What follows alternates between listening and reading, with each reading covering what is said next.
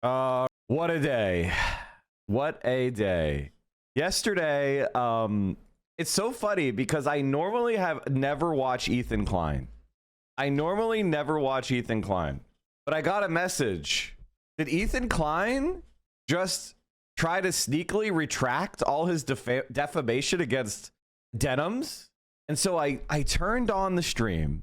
And right as I turned it on, he was reading a letter from his lawyer, retracting everything he said. And I was like, wait a minute. I think a lot of people are not going to be smart enough to understand this. Now, I want you guys to understand, I don't think this counts as a legal formal retraction because it's too ambiguous. But this is very clearly him reading some message from his lawyer to try to give him some sort of cover in a lawsuit. It was incredible. So I clipped it. I clipped a minute of it. It was really obvious what he was doing. And I posted it. I'm going to show it to you. What else are we going to talk about? So we're going to talk about the retraction. We're also going to refute all the points he makes in his retraction. I'm calling it a retraction. It's not a real retraction because he needs to make it more ambiguous or unambiguous, excuse me. You're looking good with it. By the way, chat, do you think do you approve of the curls and no headset? Do you think it's better? All right, that's good. That's good. That's good. Yes. Okay. Awesome. While we're talking about how good I look, do we have any audio techs? Do we have any audio techs? If you're an audio tech, what do you guys think of the Shure 846 Gen 2s? If not that, what's the word? 1K is not worth it? Shush. Shush. Shush. Shush. Are they mediocre? I mean, I need audio techs. One of the things that's very funny is like, listen, guys, I understand that you're used to consumer grade gear, but when you use something professionally every day for hundreds of days a year and thousands of hours a year, spending double what you would is not that big of a deal, especially when I can, it's a business expense. You know what I mean? Like, and I like in-ear monitoring. I also want to do other audio projects in the future where an in-ear monitor is what I like. I like hearing my own microphone. And I obviously don't want any delay, because if you have delay, it completely fucks your brain up. Except the input for what you're listening to is not commercial grade. A Shure SM7B is not commercial grade. A Shure SM7B is not commercial grade. The audio device in your computer that the speakers connect to. You mean my mixer? My mixer? You probably don't have a dedicated audio card. Right now, I mean, yeah. I mean, does anybody have that anymore? I guess I could get that. Here's a timestamp of where you left off. But I just think... I don't know if I'm going to return back to the Badapanada Hassan debate. We'll see. We'll see. If I feel like it, I will. But I'm not currently planning on it. I think we covered pretty much all the topics I wanted to cover, unless there was something you wanted me to react to specifically. Okay, Mike, these seem cool as fuck. It's pretty much a tiny speaker. Yeah, I know. That's why I got it. That's why I showed it to you. I should have expected that the non-professional producers of content were going to object and be like, no, you should get this like consumer grade product that'll fall apart in fucking 3 months. I should have expected that. What am I thinking? Any in-ear monitors will be good. You're not producing music at a studio with echo, dampening walls and stuff. True. True. As an audio nerd, you probably don't need that level of audio quality with the rest of your gear, but it will future-proof you. I mean, here's my plan. I want to own it for years. I don't really care if it costs double what consumer grade shit costs because I will just take it off my taxes. So that's 35%. You know what I mean? It's like 35% off. And I want it to last long. That's the thing about getting high quality gear. If I use it for years and years and years, it pays for itself. Whereas if I have like when I get these like consumer grade headphones, I break them. Like they eventually break because they're not built for this shit. It's expensive to be poor. Exactly. There are streamers there that stream 8 hours per day, 7 days a week on $200 Sennheisers. Yeah, that's because they're stupid. Because they're stupid. They're like 20-year-olds and they're fucking illiterate and they don't know how to like take a shit without a step-by-step guide. I don't want to waste money. I just want something I don't really care if it's $1,000. I'll be fine. You might want to pair with some audio pass-through so you could hear your environment somewhat. You might be right about that. I honestly don't care. By the way, I don't care if it's like cheaper than $1,000. I just don't think that is that big of a deal for the amount of hours I put up with these things in my ears. I don't want them to be bad and uncomfortable and falling apart. I don't want cans because I'm on screen. Just to explain it, I don't want cans because I'm on screen and they are not flattering for my head shape, for my hair. It just doesn't look good for me to wear. Some people, headphones look really good for them. For me, it doesn't, because it for a variety of reasons. So I don't want to be a gamer. Also, the gamer shit. Like, I'm pretty sure, like, can you guys see Sam Cedar has something? Like, do you see this? You see that? Sam Cedar's wearing an in-ear mic or in-ear monitor. You can barely see it, but it's in there. I suggest you get wired. Yeah, I will. That's why I don't really like earbuds. Okay, we're getting spammed with shit. Here's what you guys should do for me. I am getting, people are sending me like, okay, I'll have to check these out. Thank you for the recommendations. Let's move on. Anyway, we're continuing to improve. Oh my God, we have a hype train going on. Wait, 35% off 5+ gift subs? Holy shit. 35% discount. Also, guys, look, I fixed my sub goal. Chat, there's only 50 seconds left. Help me pay for these in-ear monitors by immediately subscribing. 35% off. It's a treasure train. Oh my God, a treasure train. If you have, chat right now, if you are one of these lazy work from home pieces of shit. By the way, is anybody who works from home still have a job? I'm Man on the Left, Hoagie Mindset, Kale Kane, Red Edge Planet, Evan Devs. Thank you all for gifting 5 subs. Does anybody still have those work from home jobs? Have you all been fired? Have they made you go into the office yet? Losing my job in 10 days, work from home? No! 10-year work from home job, been unemployed for 18 months? No! Oh, that's not good.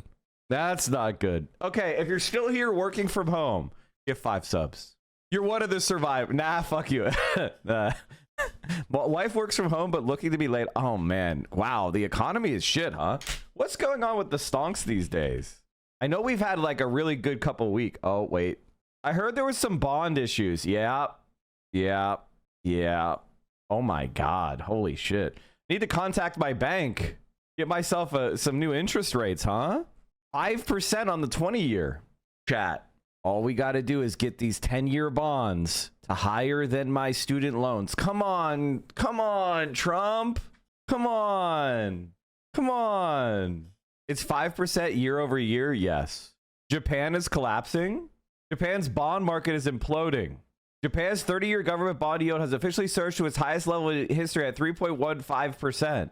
Now they're dealing with high inflation, shifting policy outlook, and a whopping 260% debt to GDP ratio. Japan's Prime Minister Ishiba called the situation worse than Greece. Did he? Did he really? I mean, even everybody's everyone's dumping bonds right now. Wow. 16 basis points in one day? That's crazy. Here's the really important news. Hold on. Declaring a new. Okay. Wow. Holy shit, chat. We are at level 15. Let's fucking go. Okay, where are my subs at right now? Okay, 63. Let's go. 63. 23. Not bad. The days without the sub bar were devastating because I never shilled. Correctly. All right, let's keep going. What else was I going to say? Let's start off with the Ethan Klein shit. Because I hate Ethan Klein and it's a way to wake up. My favorite way to wake up is ranting about Ethan Klein. As everyone trickles in. And then we could start talking about the actual stuff that matters. Dr. Brainslug dropped a 50 fucking bomb! Soviet Cranberry dropped a 25 bomb. Whenever somebody drops like more than 5 subs, I don't even know. Soviet Cranberry dropped another 25. I don't even know where to put my hands. Like my hands rise up and I have them here and I'm just like... React harder. It's like I'm blushing. Wait, how do we get gifted subs? Welcome to Twitch. It's completely random unless the person individually picks you out. Olivia Juliana has passed away. Sadly, Olivia Juliana passed away this afternoon on a recreational skydiving trip when her parachute failed to deploy. Guys, you shouldn't fat shame people. It doesn't matter that she's 20 years old, okay? I don't want you to fat shame people. It's not cool. It's misogynistic. It's wrong. Okay? I know. Yes. Joe Biden is a big man, actually. Even though he's old, he is a big guy. You're right. And she's significantly larger than him. I understand that. Don't be patriarchal. Don't be anti-feminist. Do not attack her body. Okay? Okay? As tempting as it is, because she's a bad person, don't do it. Don't do it. If you do a crab dance for Biden, you get to the top of LSF. Oh my God. You know what happened? I save my crab dances for when people actually die. But when Joe Biden dies, May 1st, 1945. The war is over. And killed them. Shortly afterwards, newspapers worldwide. Shortly after going on to kill themselves, on to kill themselves, on to kill themselves, to kill themselves the next morning. Biden dead. We're gonna reenact this. Biden dead. Also, did I not predict that Joe Biden was gonna die? Like, didn't I predict he wasn't gonna make it through the next term? Did I not predict it? Does anyone have a clip of me saying that? Like, he won't even make it to the, like, at this rate, he won't make it to the midterm. That's not a hard prediction. The worst part of being right all the time is that when I make my prediction, everyone yells at me about how much of an asshole and wrong I am. And then when it turns out that I was correct, people go like, oh, that was an easy thing to get right. And it's like, bitch, where's your post saying that this would happen? It's like, oh, okay. Thanks. Oh, yeah. According to the Social Security actuarial tables, there's a 38% chance Biden dies outright before finishing his second term. It's insane to nominate him. Yeah, February 8th, 2024. Imagine, oh, it's Mr. Murphy with the 30 bomb from the top rope. Soviet Cranberry, thank you for the 10. Guys, I think Soviet Cranberry is going to win the treasure train. Soviet Cranberry currently has 60 subs. Obi-Wan has 400 bits. So Obi-Wan with 400 bits and Soviet Cranberry with 60. They're going to win. What happens when you are the hype train conductor of the treasure train? You might be an ass at times, but you're a chatter's ass. Oh, yeah, true. All right. Let's make fun of Ethan Klein real quick. And you notice that he did this because Denims normally doesn't stream during the week. And of course he does this the day before she's like not streaming. Like, what a bitch-made loser, dude. What a coward. Mike, if you were streaming in 1945, you would have predicted Hitler's death. You're right. In 1939, when Hitler invaded Poland, I would have correctly predicted that he was going to kill himself in 1945. You're right. That's my level of foresight. Good point. All right, listen to this clip, chat. Listen to this motherfucking clip. I want to address something from Denim's correction demand in her letter. The letter claims I falsely stated that Denims herself filed the preceding CPS report, or that Denims caused others to do so. The letter also states on March 11th, I acknowledged Denims had denounced herself or anyone in her community making contact with CPS. Let me be clear. I have never claimed that Denims called CPS. Okay. I have never claimed that Denims called CPS. Let me see. People have replied with clips. Denims announces she's suing me for defamation.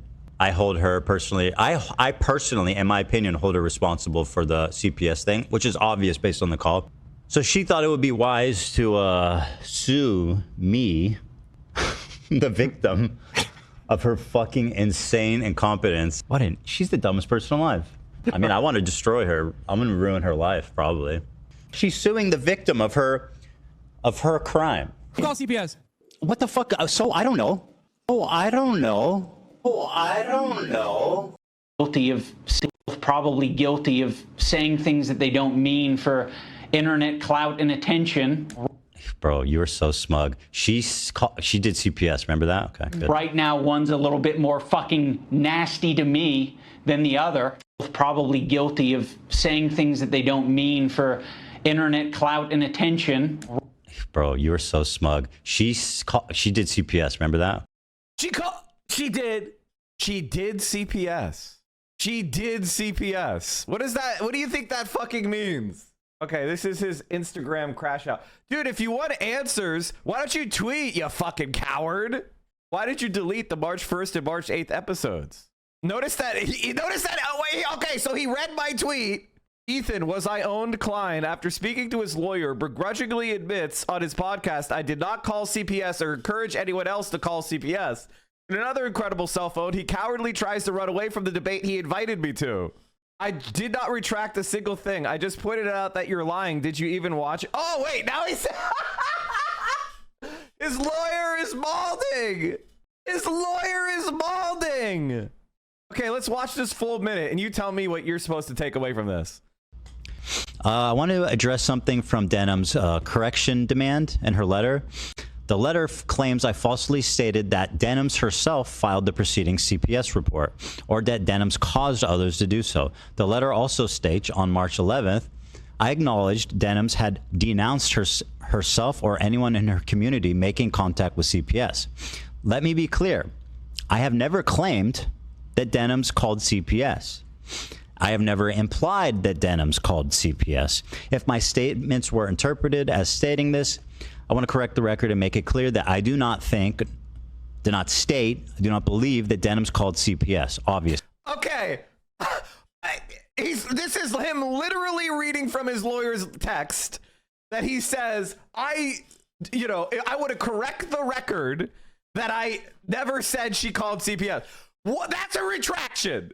Like you are retracting what you said because you literally just said she did it. You are retracting, and now you're trying to claim you're not retracting. I mean, this is what I'm talking about. He's such a little bitch. He thinks that if I clip chip myself to the lawyer, to the judge, then I'll be able to like simultaneously claim that I retracted it while my audience thinks that I'm not retracting it.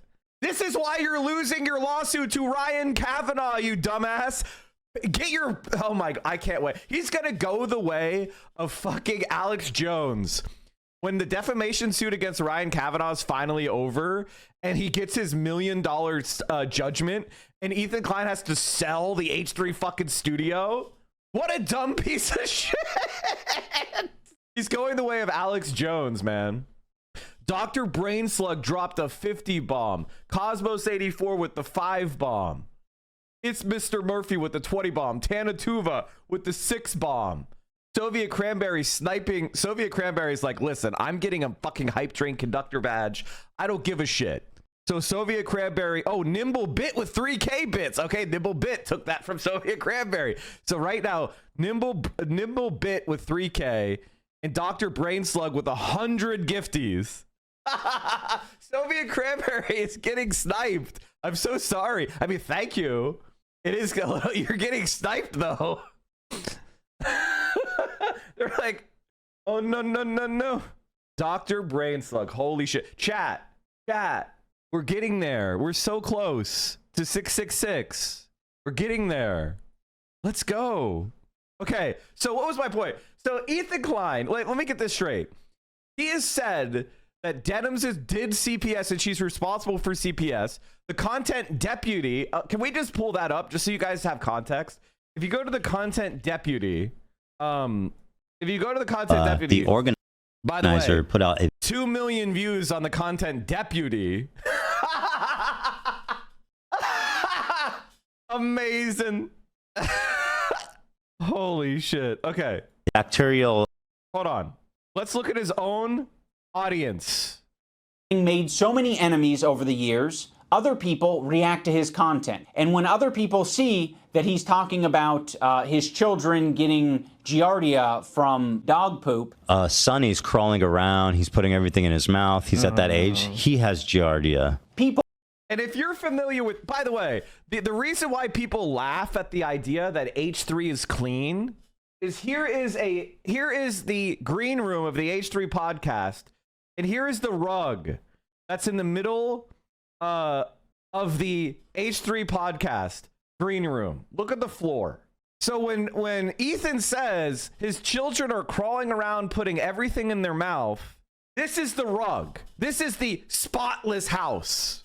Now, no one posted this because they hate. This was going live on H3 Podcast, Kendall Ray.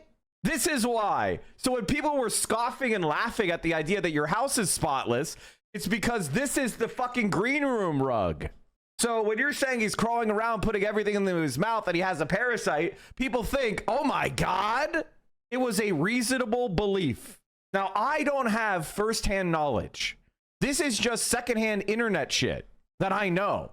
So I wouldn't call CPS, and I don't think you should call CPS. But there are many people who do know. You're in a lawsuit with your former housekeeper who's suing you. You know, there's a lot of people who hate your ass who would know about the cleanliness level of your home. So why did he accuse Denims? Very good question. People are quite reasonably concerned. And so, yes, anyone who's seeing that content might be concerned enough to call. And this is his own chat. This is a paid member. That's what this H3. So in Ethan, you're not allowed to chat Ethan Klein's chat unless you're a paying member. What a cuck. What a fucking cuck. His own paying members, doo-doo family. Bro, the Klein household always going crazy with nasty stuff. Kaka Kleins. Now, we don't say sub only because on YouTube, you're a subscriber. A subscriber is a follower, so it's free, right? So they have members. So members are the paid people. On Twitch, you follow for free and you subscribe for money, which makes more sense than subscribing for free. Like, what? Traditionally, you would subscribe to a paid thing and you would follow or join something that was free. But it's fine. YouTube is wrong. Twitch is right. But they're all paying members. And the paying members of H3 are calling them the Kaka Kleins. CPS, including Ethan's own chat, which, by the way, is not a measly number. Did I lose my audio? Fuck. It's about. This is what I'm talking about. Hold on. Give me a second to fix my shit. God. This is why I need the wired in-ear monitors, chat. I lost my audio. Is it? 26. Okay. It's back now. We're going to go with left ear now. 26,000 at the time of this stream. So there are 26,000 people listening to Ethan go into great detail over 7 or 8 minutes about diarrhea, viscosity of diarrhea, his child having He inherited the pesto special. Maybe you gave your dogs that. Ethan, you are patient zero in you house. I'm eating, bro. Olive said I'm going to shit on these walls. As a vet tech, I had no idea humans could get giardia. Giardia, him and his whole family having Giardia. They're calling it the poop house. Now, what Ethan does, instead of taking any responsibility for sharing too much on his live stream, is that he decides to attack specific creators like Denims and say she was the source of the CPS call because her chat was reacting to Ethan and saying, wow, this is concerning. Is on her platform right now advocating for our children to be forcibly removed from us by Child Protective Services. Okay, let's go ahead. Remember that. Remember the filthy rug. Remember all this data that I'm giving you. Now let's go watch Ethan Klein and tell me if this isn't a retraction. I want to address something from Denim's correction demand in her letter. The letter claims I falsely stated that Denims herself filed the preceding CPS report, or that Denims caused others to do so. The letter also states on March 11th, I acknowledged Denims had denounced herself or anyone in her community making contact with CPS. Let me be clear. I have never claimed that Denims called CPS. I have never implied that Denims called CPS. If my statements were interpreted as stating this, I want to correct the record and make it clear that I do not state, I do not believe that Denims called CPS. Obviously, moronic, idiotic, stupid. Let me also address the point in the letter that I claim Denim caused others to call CPS. I did not state, and I do not believe Denims made a direct call to action to her audience to contact CPS. Obviously, right? Let's go back. Reacting to Ethan and saying, wow, this is concerning. Is on her platform right now advocating for our children to be forcibly removed from us by Child Protective Services. So, okay, either he's just lying and doing blatant disinformation, or he was trying to subtly retract it so his lawyers could claim that he followed the retraction guideline period for the defamation. Right? Like, so he's trying to have his cake and eat it too. Tell his audience, no, I didn't retract anything, while at the same time 100% try like creating some quotes so he could put into a fucking legal document, right? And then go on to his Instagram and be like, I didn't retract anything. I did not retract a single thing. I just pointed out that you are lying. Did you even watch it? Please to provide the clip of me saying you called CPS. I think we already did, but I'll do it again. Hold on.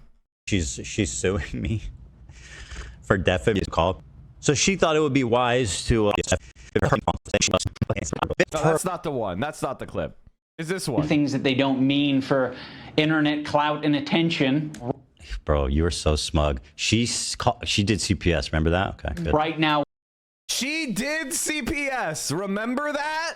It's not very hard, Ethan. There you go, Ethan. She did CPS. Remember that? Hey, Ethan, please provide the clip of me saying you called CPS. Now, he said she did. She did CPS. What do you mean did CPS? And again, this is what I'm talking about with Ethan Klein. He thinks that he could very lawyerly slice these things and be like, listen, I didn't use this exact phrase. It's still defamatory. You said she did CPS. Like, that's the thing that's so pathetic about this. This is the #1 reason people have been attacking Denims, and you know that. You know that she supposedly is responsible for your, CPS being called on you. You have gone, and now you're saying, I never said that. What the fuck are you? Then how come all your fans believe it, Ethan? What a cowardly bitch. Anyway, if you ever see anybody saying that we did CPS or Denims did CPS, just provide them with this little clip of him saying that Denims CPS, obviously. Call to action state. And I do not believe Denims made a direct call to action to her audience to contact CPS. Obviously, right? Obviously. Wait, I thought she did it though. And this is the main problem with somebody like Ethan Klein. He's a profoundly dishonest piece of shit. Oh yeah, so Denims now wants to call in because I offered for her to call in a while ago. He's technically right. No, he's not. No, he's fucking not. No, he's fucking not. His entire go to the like, do we have to rewatch everything to refresh your memory?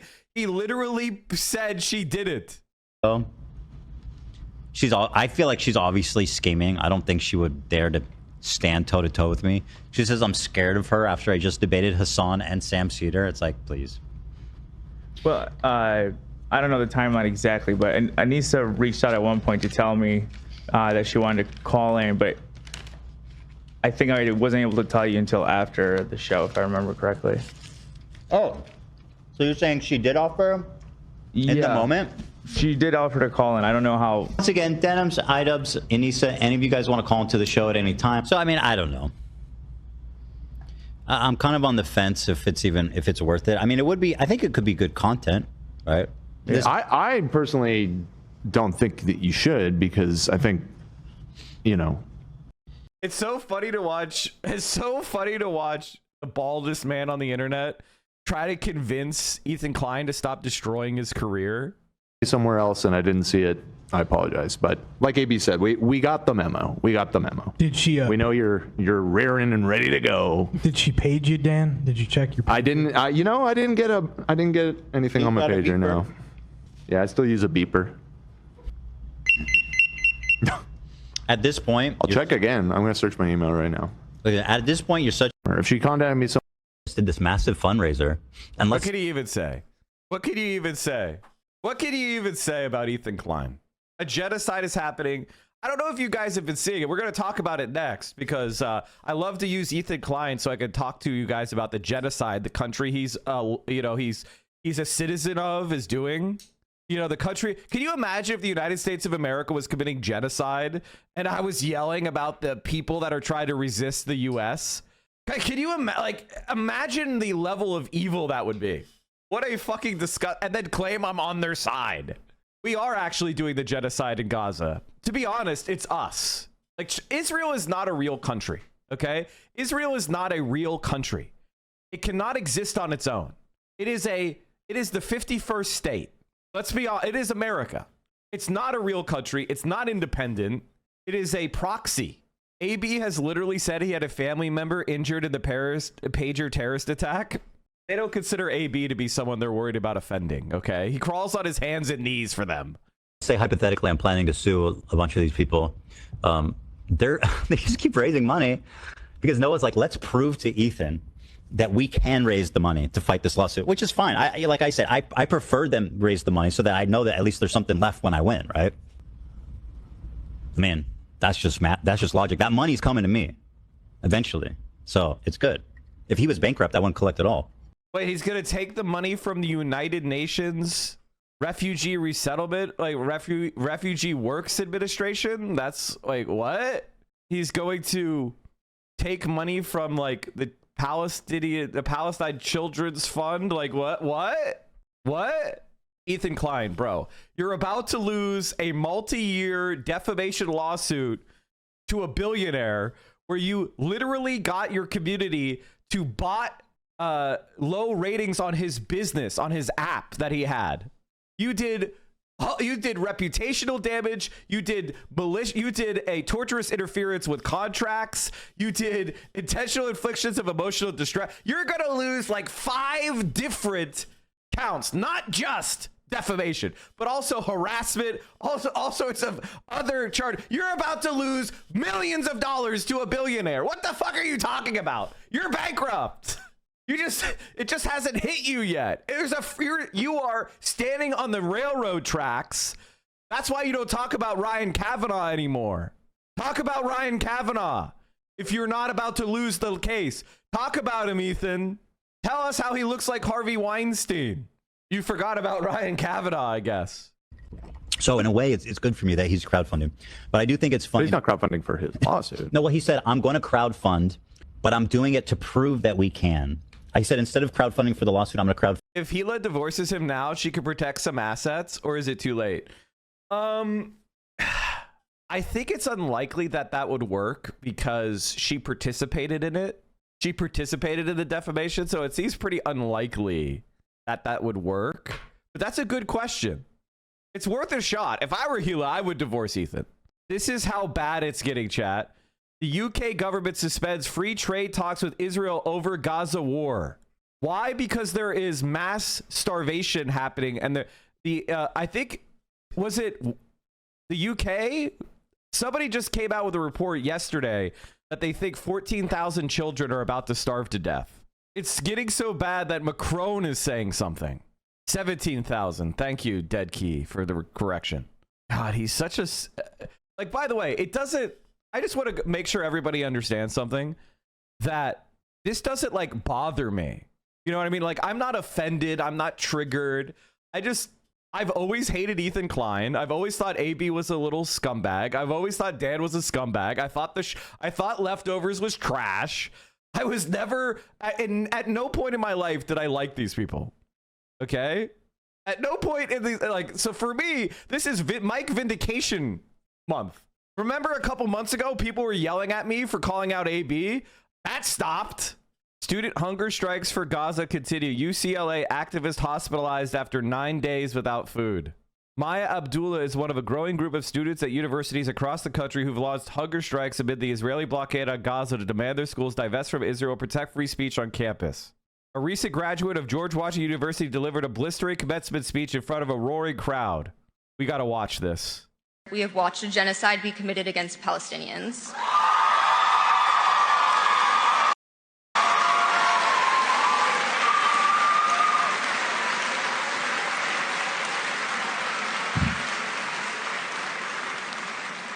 I cannot celebrate my own graduation without a heavy heart, knowing how many students in Palestine have been forced to stop their studies, expelled from their homes, and killed for simply remaining in the country of their ancestors.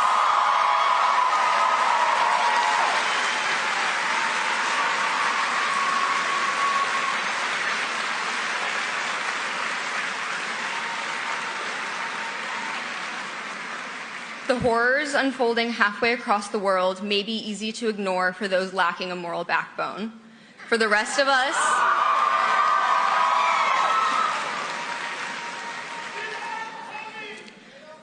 us, these atrocities cause us to take stock in our own complacency in the imperialist system. I am ashamed to know my tuition is being used to fund genocide. I'm going to say that again. I am ashamed to know my tuition is being used to fund this genocide.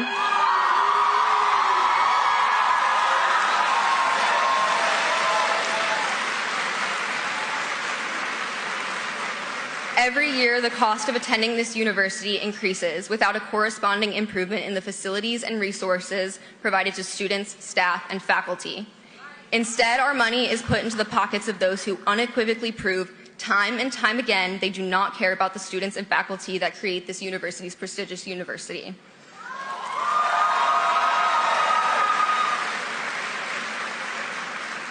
Despite repeated calls from students and faculty to disclose all endowments and investments by the university and divest from the apartheid state of Israel, the administration has refused to negotiate in good faith.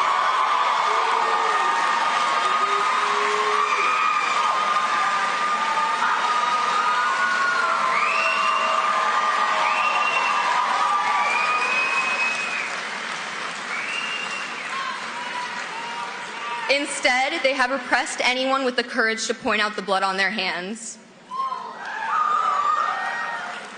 I hope in time I will be proven wrong, that those in power will shed their self-interest and finally commit to a university free of ties to genocide. Until then, I call upon the class of 2025 to withhold donations and continue advocating for disclosure and divestment.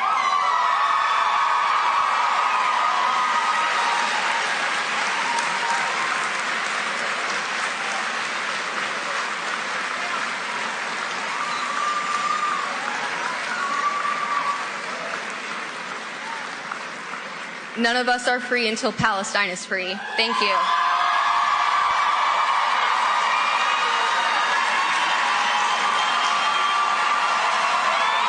You Zionist, hey Gila, hey Ethan, you see that? I'm the nice guy. When one of Marx's newspapers was banned, there's a saying in it, a very, very famous saying, and it starts, "When our time comes, we won't apologize." Sentence continues. Which takes us to the next part. Asadabi is back on Daily Show again. The himbo is on the Daily Show again. You know what's so awesome about being a healthy individual who can just celebrate their friends? That when my friends do good and have popular things happen to them, I could just enjoy it. And I don't have to like act like a fucking freak about it. One of the things you learn in content creation is there's basically two large groups of people. One group of content creators you're, quote, friends with are actually just social climbers and crab in the bucket assholes. And it'll surprise you, right? Their online persona is not necessarily who they really are. And how do you detect somebody is like that? Because the moment something good happens, they're like, "How'd you get that? Can you get me in that?" Like, they never ever are just like, "Wow, I'm really happy for you." It's immediately pivots to how you can get them the thing that you just got. It is a 100% accurate. It's like the narcissist can't help themselves, so they will immediately reveal it, and you're like, "Oh, okay, you're one of these types." They never celebrate your food platters. Thank you. And then there's the other type of people that just hype you up and are like, "Fuck yeah." You want a lot of the people in group B and none of the people in group understand the next generation, which is how it always works. I'm an earnest millennial, which to Gen Z is like shockingly cringe. You believe in things? Oh, cringe. It's all about getting your numbers up. Oh, you have bigger numbers than me? Oops. I think of like Gen Z, they're the corporate generation in that their brains, they are like, they have the HR department, they have the PR department inside their brain, right? Like they can't authentically represent themselves because there's nothing there. It's like a corporation. It's like they're so worried of like the cringe culture that has surrounded their generation in social media. They're scared of being called out as being cringe. So, and that's why they're so up their own ass with like plastic surgery and fillers. I mean, if you're an 18-year-old and getting fillers, you're already cooked. You're cooked. You're cooked. And like that's why like people say like Gen Z looks older than millennials. It's not literally true. It's just that because they're so neoliberalized, because they're so socialized by social media, they are desperate to get these plastic surgeries, which make you look a certain way that traditionally is what, you know, middle-aged women look like. So they look older because of that, because they're getting things like lip fillers and Botox and, you know, it's part of this larger milieu about Gen Z. And I don't really know what the solution to it is because their brains are cooked by social media. I see Columbia's commencement. President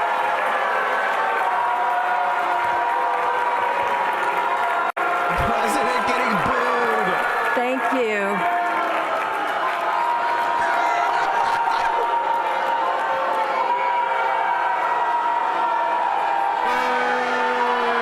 Good morning, class of 2025.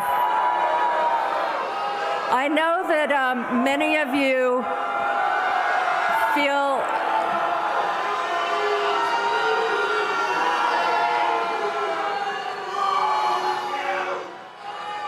Good morning, class of 2025. I know that many of you feel some amount of frustration with me. Oh my God!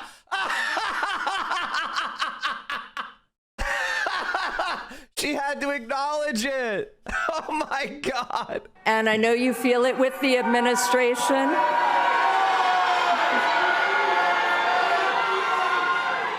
And I know we have a strong, strong tradition of free speech at this university. What? What? I better not criticize Israel, though. You better not protest the Vietnam War, though.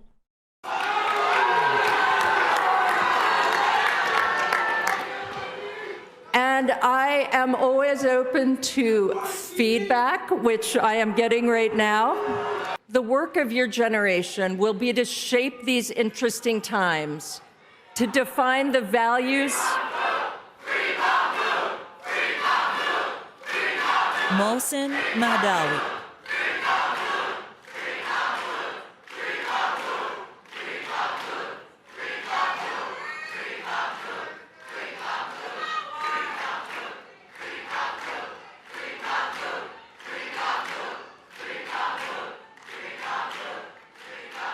These are the students that graduated. This isn't protesters from outside. These are the students that graduated, vetted.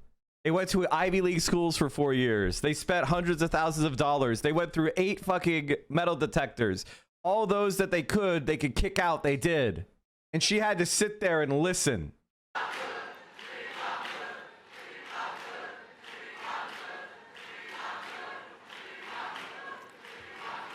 The work of your generation will be to define and shape these interesting times, to define the values and the direction of this century. It will also be to rebuild trust by reaching out and creating common ground so that others will follow.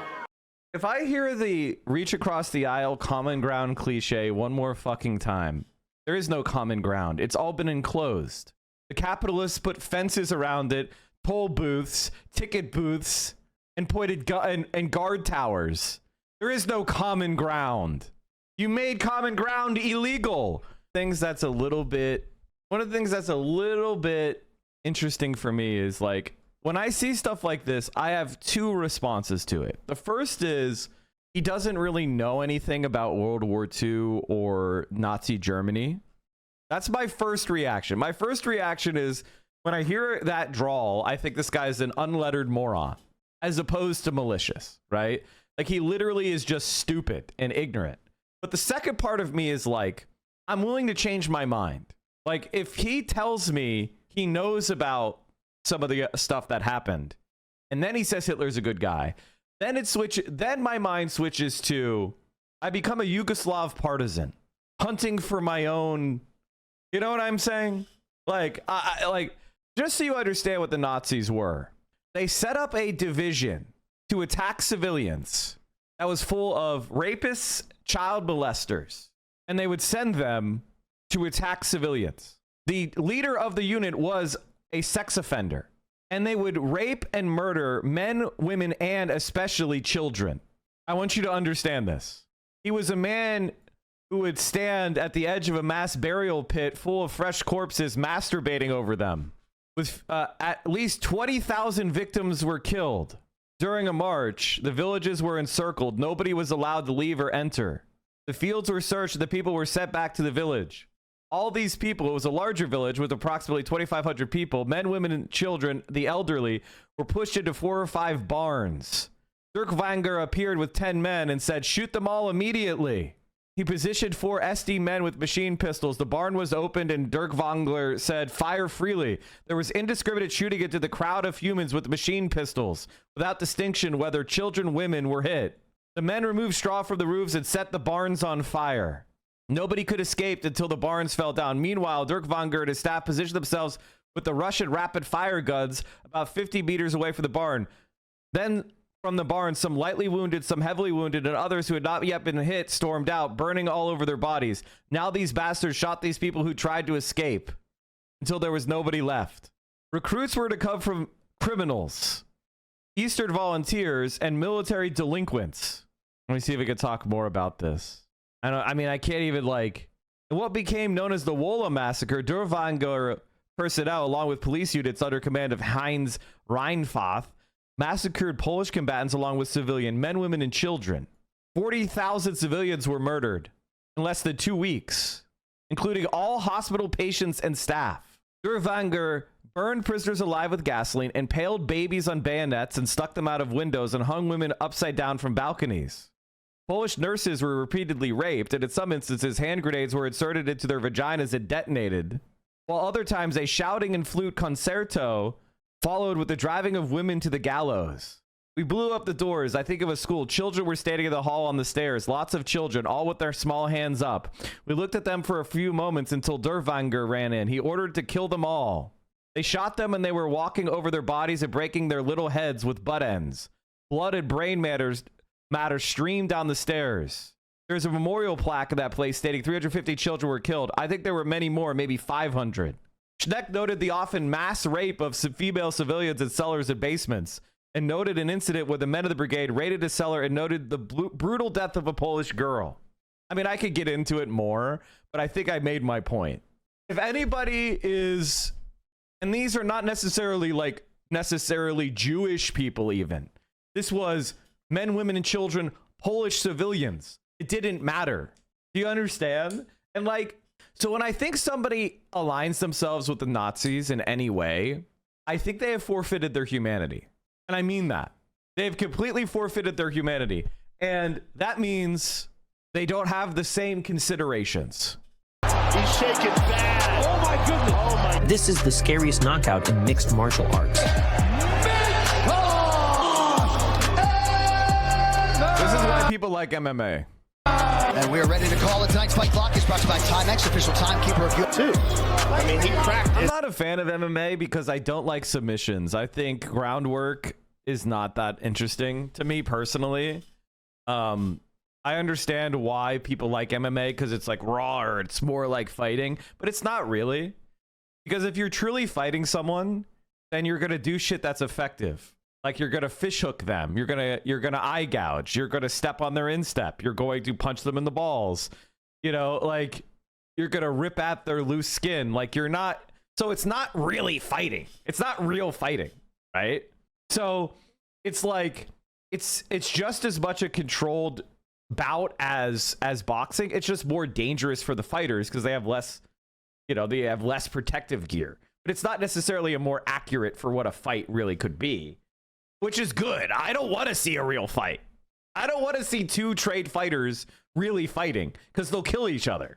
I just find groundwork boring. And if you disagree with me, that's fine. If you disagree with me, that's fine. I just never really became an MMA fan because of that. It's Ricky Barboza. Keith Mitchell took the center.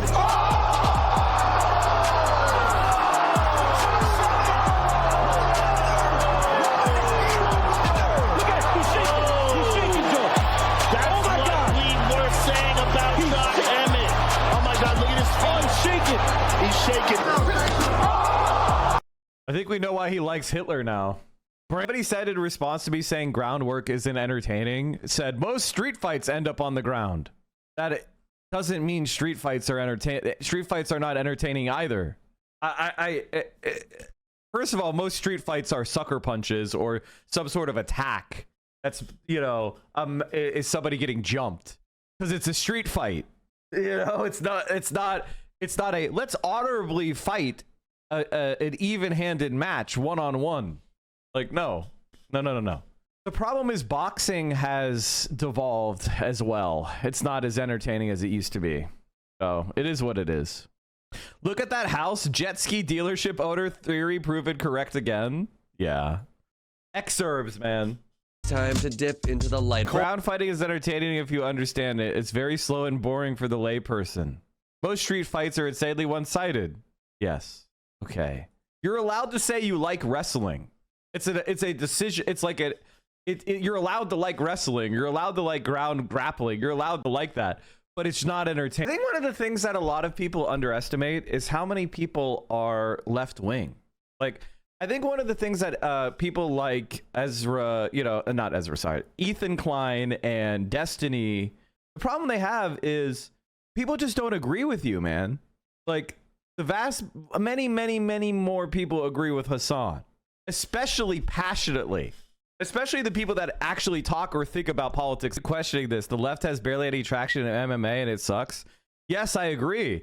I mean, traditional fighting sports always had socialists, had communists, had had radicals.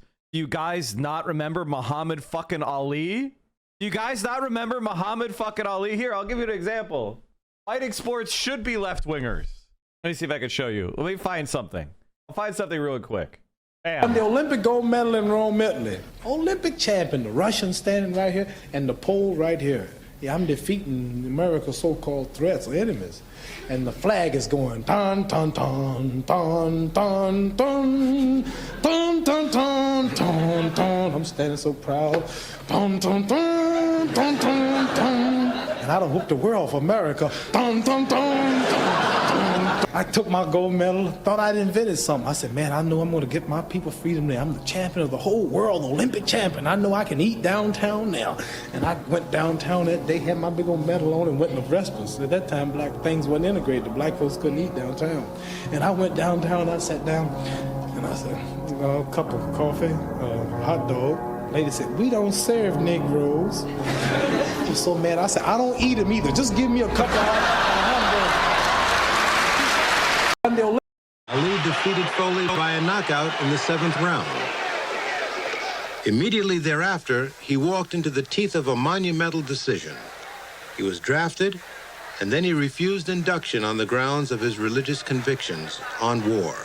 My conscience won't let me go shoot my brother or some darker people or some poor, hungry people in the mud for big, powerful America and shoot them for what? They never called me nigger. They never lynched me. They never put no dogs on me. They never robbed me of my nationality, raped and killed my mother and father. What, I'm going to shoot them for what? How can I go shoot them? Them little poor little black people, little babies and children and women. How can I shoot them poor people? I would just take me to jail. While fighting imprisonment for his stand, Ali was also stripped of his title, denied a license to fight in the United States, and denied a visa to go overseas to fight. He was in a much tighter financial bind than most were aware of. I don't want to see the world heavyweight champion driving a Volkswagen, guys in their Cadillacs and making fun of you. So I'm working today, I'm hauling, right? And so one day I had to speak at Canisius. Heard of Canisius? Canisius, Fairleigh Dickinson, C.W. Post. 3 colleges at $1,500 a college. Pretty good money. So I broke my wife's piggy bank. She had about $35 in it. $135. I broke the piggy bank to get gas money to get me to the college. and I got enough gas and food money to get the $4,500, the $1,500 extra. At 45 would hold me, pay gas bills, light bills, till I get to the next college. This went on until that whole mess was over. Inevitable. My former best friend asked me why I even care if I can't do anything about it last night. I mean, you can. We could all do a lot. We could all do a lot more to stop the genocide in Gaza. You are not powerless, and you know you're not powerless. We all know we could do more, but we're scared, and we don't want the consequences. That's it. Even me. That's the truth. That's the truth. I want to live my life. I want to be happy. So what is it going to take for us to escalate? The answer is we have to have more skin in the game. That, and we live in an instant gratification society, and that shit takes time. Yeah, of course. Of course we do. I will say there are a lot of ways to get instant gratification in this fight.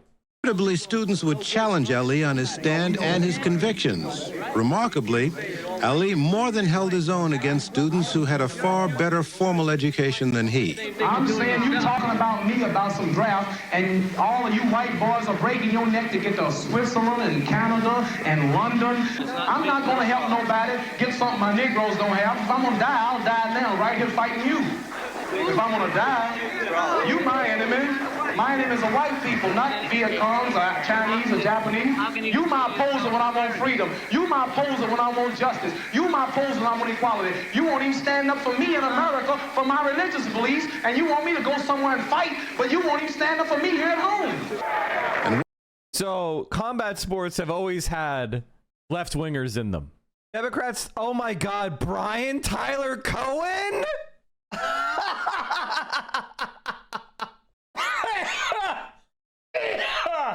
Let's get a blue Yeti to Olivia Juliana. Why, is that a new type of donut or something? Is that a new type of donut or pastry? Blue Yeti? I don't think I know what that is. Oh, it's a microphone. She wouldn't be interested in that. Brian Tyler Cohen is where I draw the... He's a Destiny supporter. He's a Destiny fan. That's Brian Tyler Cohen. Brian Tyler Cohen doesn't care. By the way, he never cared about all the accusations and shit that Destiny said. It wasn't until it was like really, really bad for him that he stopped. He actually, what's really funny about Brian Tyler Cohen and why I make fun of him is the only reason he ever got any support is he used to pretend to be a Bernie guy. Like that's how he started his channel, was all Bernie AOC shit. Like you can literally, here, I'll show you. He's another faux progressive fraud. And by the way, I'm going to tell you this before anyone else, because everyone else is, you know, will try to angle for his clout, right? But My name is Brian. Promoted. He's being promoted. But if you actually go and look at his shit, let's look at the oldest. But Putin's puppets, you know, not very successful. Not very successful, you know. He has an Obama post that was his first one that kind of popped off a little bit, you know. Kind of anti-Trump stuff, not very successful, you know. He has an Ivanka thing, which is just like stealing content from mainstream news. And then his big pop-off. Democratic Socialist humiliates Tucker Carlson on own show. 3 million views. It's Nomiki Konst. You know, more generic Dem shit. 6,000 views. Doesn't really do very well. And then AOC, 3.6 million views. AOC, then he gets a lot more AOC shit. Then he just starts posting a lot more of that. It's like anti-Trump AOC. Anti-Trump AOC. AOC! Now suddenly he's like, amazing. Yeah, but Brian Tyler Cohen is very clearly the guy they want to promote. He's kind of been auditioning for an MSNBC job. He's basically slightly better at this than what's the other? David Pakman. David Pakman and Brian Tyler Cohen, they're the genocide supporters. They're the genocide ignorers. You know, like that's what makes them so disgusting and why they're so hateable, right? Because they got famous. My name is Brian off of running, you know, the only Gaza thing. No Gaza. Not a single post on Gaza. Not a single post on Gaza. Not one. Now we've got the founder of TYT and host of the Young Turks, Cenk Uygur. Cenk, thanks for coming back on. No problem, right? So we had a conversation a few weeks back where you went to Turning Point USA's AmFest. You took a lot of heat. I defended you going on there. I think Democrats should go into every space possible and defend our values and not cede that ground to the right. So I continue defending you going on there and any other right-wing platform. But at the time, I took issue with you claiming that these people were, quote, for real about fighting against the establishment. And I asked you that. Well, I'm sure he's got some Israel posts, right? Obama spokesperson shuts down top Republican over Israel post. No Israel. You think, like, how is that? You're a news show. You're a news show. This is called Progressive Accept Palestine. Progressive Accept Palestine. It is. That's why they like this guy, because he's okay with coping for and not talking about the genocide that's going on. For those who want to use their vote to punish Biden over Gaza, I've never seen a politician in my life whose views align with mine on every issue, and that's not how it is. That's how it goes. I'm not marrying the president. I don't pray to the president, Joe Biden. It's not my deity. So in other words, the only post he's ever made is saying, ignore Gaza. It doesn't matter. This is why he's getting promoted, because he's a sellout fraud. Period. I do not think we should have such a level of proceduralism that forces this many giveaways to this many interests in every process. Like what interests? Say their names, you cowardly fuck! I think my virtue is specificity, and your critique of me is I'm overly specific. Mine of me is overly general. It took them 3 to 4 years to move it through a regulatory process. I really don't like Ezra Klein. Like, I really don't like Ezra Klein. I can't even really speak because he is Brian Tyler Cohen except for the Gen X. It's the same shit. It's the same exact shit. They're frauds. They're sycophants. And that's it. UN says 14,000 babies could die in Gaza in the next 48 hours under Israeli aid blockade. UK, France, Canada warn Israel of action if egregious conduct in Gaza continues. This is in The Guardian. Brian Tyler Cohen has no videos on Gaza. 14,000 babies could die, which is what I said earlier, and someone tried to correct me. So it looks like I was right the whole time. Don't correct me with wrong information. The UN's humanitarian chief, Tom Fleischer, told BBC this morning that 14,000 babies could die in Gaza in 48 hours if aid did not reach them in time. 5 aid trucks entered Gaza on Monday, but Fletcher, described this as a drop in the ocean and totally inadequate for the population's needs.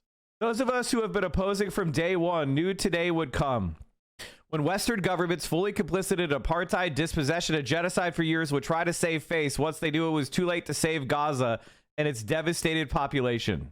And I want you to understand, chat, and I mean this completely. If I am ever granted any political power, I will use it against these people to the maximum possible degree I can. If I'm fucking dog catcher, never mind, I won't even say it. I won't be specific. That's specific enough. All right, let's watch some Tim Pool getting owned by Adam Conover, and then we'll talk more about some of the more depressing news. I don't want to get into it because I need to control myself. I don't want to get myself banned. I'm being censored with my speech, so I have to gain control of myself before I get myself banned. That's the reality. Everybody, go to the new video. Also, I do not. And, you like, comment, subscribe, watch the full thing, click on it from your recommended. Brand new video. All right, let's watch Adam Conover making fun of Tim Pool. Be right back. I gotta pee. Tim Pool, fresh off of his humiliation on that trigonometry show, and I don't mean just by showing up there. I mean just in general. Like, he was very adamant about Abraham Lincoln being a dictator. I think because he suspended habeas corpus in I think it was a state, at least a state, maybe 2 states, Maryland, because they were afraid of supply lines, I think, being bombed at that time, and like there was a real emergency. Now I don't know. It wasn't students writing about how their university should divest from Israel. It's can we get freight from New York State to Washington D.C. versus. You guys are just living in 3 dimensions. You know, you don't understand. Oh yeah, I forgot the academics that said we're in 7th dimensional warfare. But here is Adam Conover from Adam Ruins Everything. on Tim Pool in the Tim Pool IRL or Culture War podcast, I guess it is. Yeah, this is talking about Rumesa Öztürk. I think that's a new idea. Oh, here we go. My apologies. And they're talking about that again. The woman from Turkey who's on a student visa in this country, and had written in between her studies at Tufts University, written an op-ed in the student newspaper. Co-written one. Oh, co-written. Well, there you go. For a lot of people, that America is that type of country. I think that Donald Trump's purpose is to turn America into that type of country. I think that that's bad. I think it makes the country smaller. I think it makes the country worse. I think it's a violation of most of the values that I grew up with as an American. And that's my view of what's happening in the country. Now, if you want to say, hey, I don't like free speech for foreign nationals who are in the country who express mild opinions about other countries' foreign wars, then that's your prerogative. It's a big difference between us that you don't like free speech in that way. Can you pause it? I'm sorry. I just have to give him his credit there for taking Tim's two planks of like both I'm a free speech absolutist and warrior and I'm against the foreign wars and wrapping it into such a succinct like a criticism of his hypocrisy. If Tim's audience, was a little bit more able to engage in critical thought, they would pick up on that. But credit to Adam. I'm sure. I mean, to be fair, I am sure there are a few members of Tim's audience. You're right. Who are discerning enough to realize, like, Tim has these bedrock principles. I mean, his whole thing, right, is about being principled. Like, are you a consequentialist or are you a utilitarian? And so, he's got these principles, almost like these religious edicts that he is read in philosophy and decided to adopt.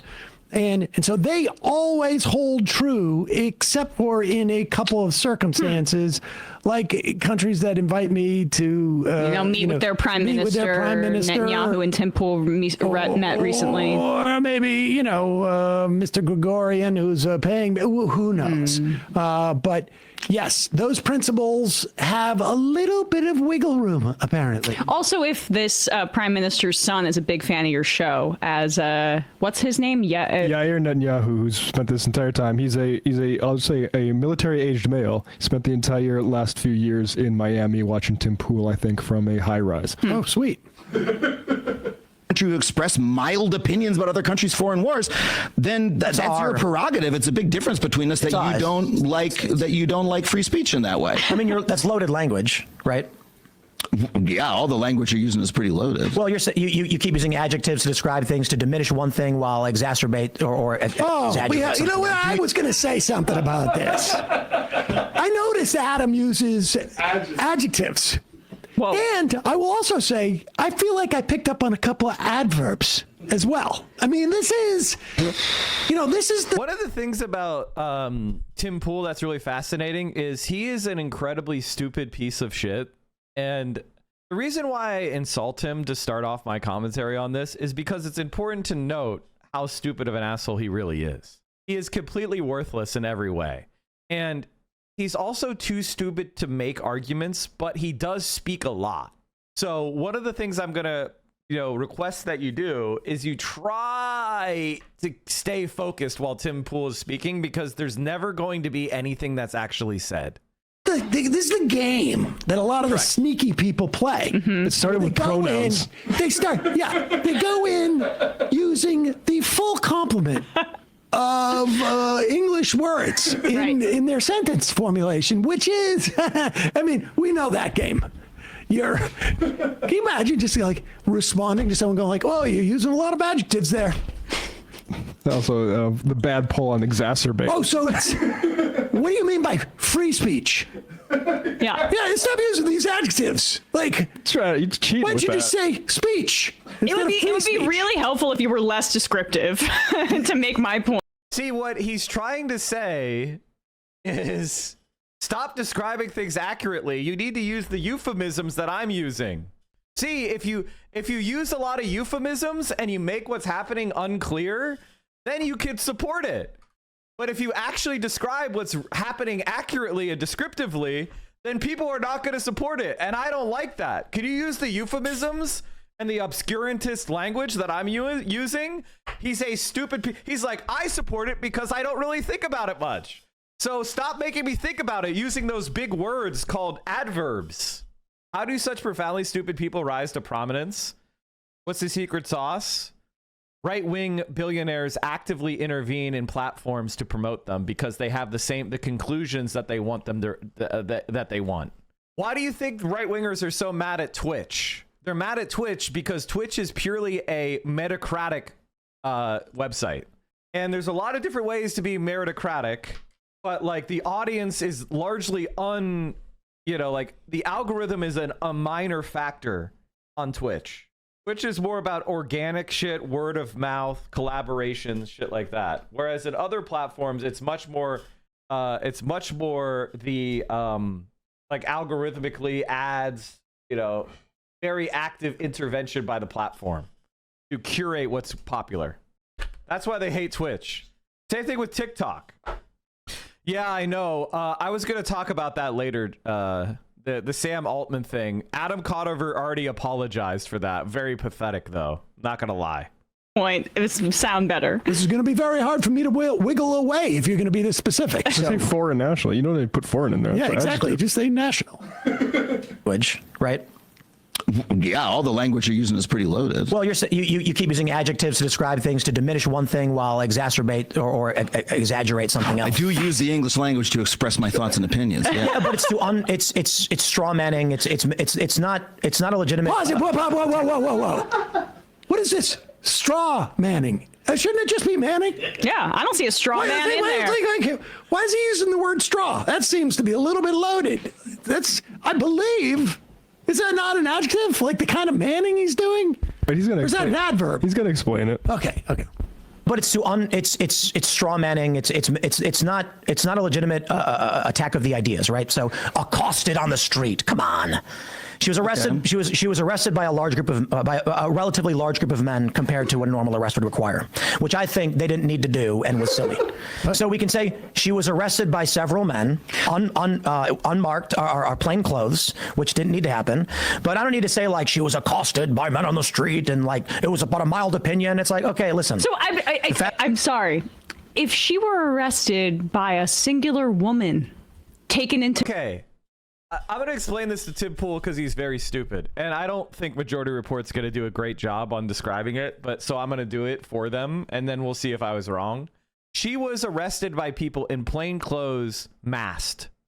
So basically the police were operating clandestinely as opposed to coming to her house with a formal judicial warrant while wearing a uniform and respecting the form and function of government action. And, having a name and a badge number of the officers that do the arrest.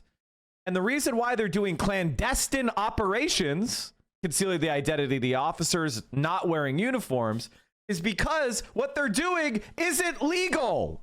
And they don't want to be personally held accountable for their violation of rights that they're doing. That's why it's lawless. That's why it's important to talk about how she was accosted on the street. Because if somebody in plain clothes comes up to me, and I have no idea who they are, they try to lay their hands on me or apprehend me or put me into a car, I'm going to fight back. Because how the fuck do you even know who they are? It could just be some random motherfucker off the street trying to kidnap you. That's why we have marked police cars. That's why we have uniforms. That's why we have judicial warrants. That's why we go to your home and your residence.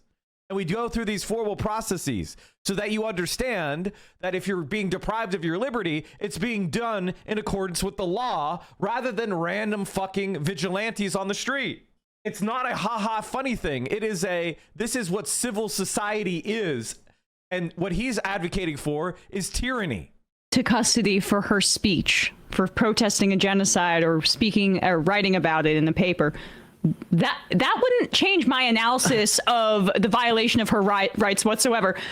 What is he trying to do with the counting of the men that took her? He's reacted to like, if you can say she wasn't accosted, the problem isn't how she was picked up by the goon squad that didn't identify themselves, Tim. Actually, there is a problem in that. There is a problem with how she was picked up by the goon squad, as I just explained. What is this?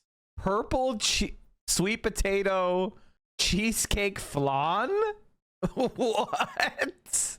Oh, wow. Thank you, VO. That's too much, but thank you. Reads title, Ethan declined retracting on lies. Is this due to pressure or seeing it's not working? It's due to the fact that he's going to get sued and lose another defamation case. Did you see about Gary Linker being fired for the BBC for supporting Palestine on Twitter?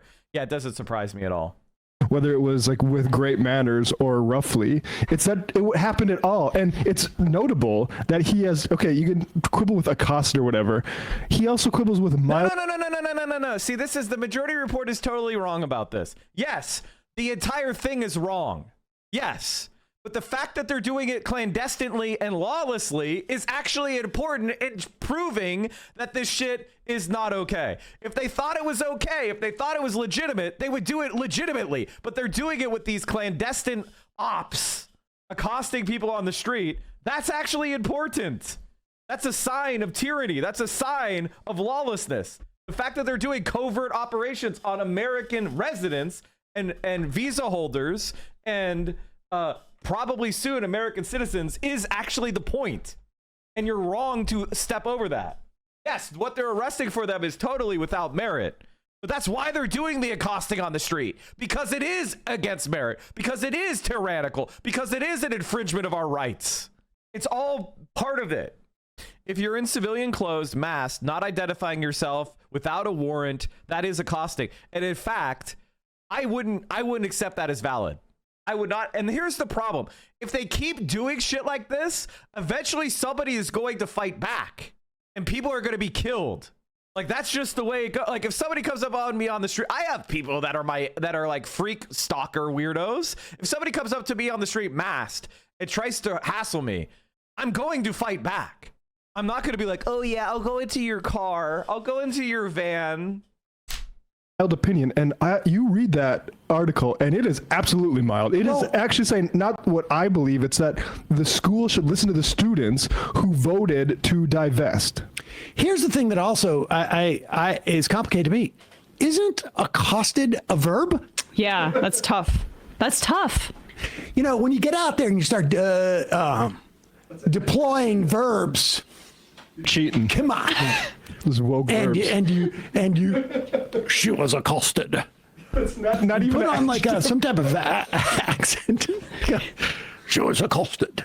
And also just granting that it shouldn't have happened. This is Tim trying not to answer the question or direct it. It's, I really resent your choice of words.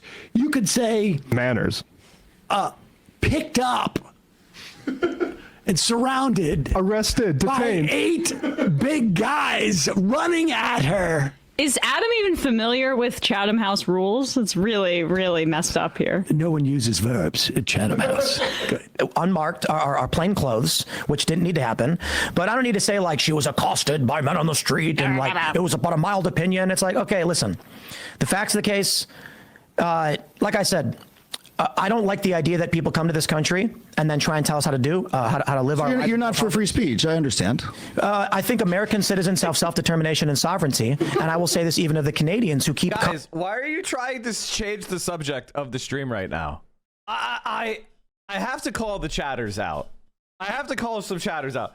We are talking about ICE detentions in the United States for people that are protesting Palestine. Why are you trying to change the subject and create an ADHD gap where we then switch topics in the middle? Are you trying to make this unwatchable? Are you trying to make it so I can't clip anything to make a VOD, like, or a video or a short? Like, is your plan to fuck up the stream? Like, could you, I mean, I like when people send me good shit, but like, can you have it be at least somewhat on topic? Walk in. coming here, and they keep getting involved in our politics. I'm friends with some of them, but I think it's fair to say that there is an issue with Canadians, largely conservatives, who come to this country and then start advocating for conservative values in a country they're not from. So, to be fair, there are liberals Canadians who do it too. I find it to be silly. That being said, Canada as a bordering nation with a largely overlapping culture. I agree with Tim Pool. Silence all Canadian conservative political commentators. Okay, hold on. No one uses verbs at Chatham House. Unmarked are plain clothes, which didn't need to happen.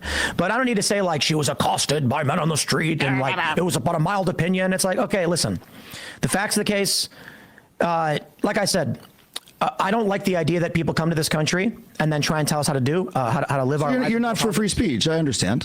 I think American citizens have self-determination and sovereignty. And I will say this even of the Canadians who keep coming here and they keep getting involved in our politics. I'm friends with some of them, but I think it's fair to say that there is an issue with Canadians, largely conservatives, who come to this country and then start advocating for conservative values in a country they're not from. So, to be fair, there are liberals Canadians who do it too. I find it to be silly. That being said, Canada as a bordering nation with a largely overlapping culture is a morally different question, but still applies in much the same way principally. So I do take issue with foreigners coming to my country. It's a nice white country, so we like it. Canada's they call it what, the most multicultural country in the world, I think. Mm-hmm. They big on immigration. I think Toronto. Pause it. Wait a second. So if I understand what he's saying here, the physical proximity of the country.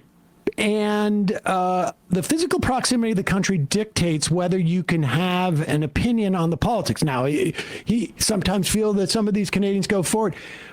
I wonder if he feels the same thing with Mexicans who also have a physical proximity to the country. In fact, I would argue that if you look towards the Southwest, you will see more indications of our relationship with Mexico than you will if you look to the north of this country, because we don't have like, Vermont, spelled with a M-U-O-N-T, Vermont. We do have like a Los Angeles. Yes. I'm friends with some of them. Wasn't Lauren Chen, aka Roaming Millennial, Canadian conservative content creator, that subcontracted him for allegedly Russian funds? They're not alleged Russian funds. They were Russian funds. Tim Pool took money from the Russian government to spread anti-Ukraine propaganda. He even yelled on his stream one day, "Ukraine is America's greatest enemy."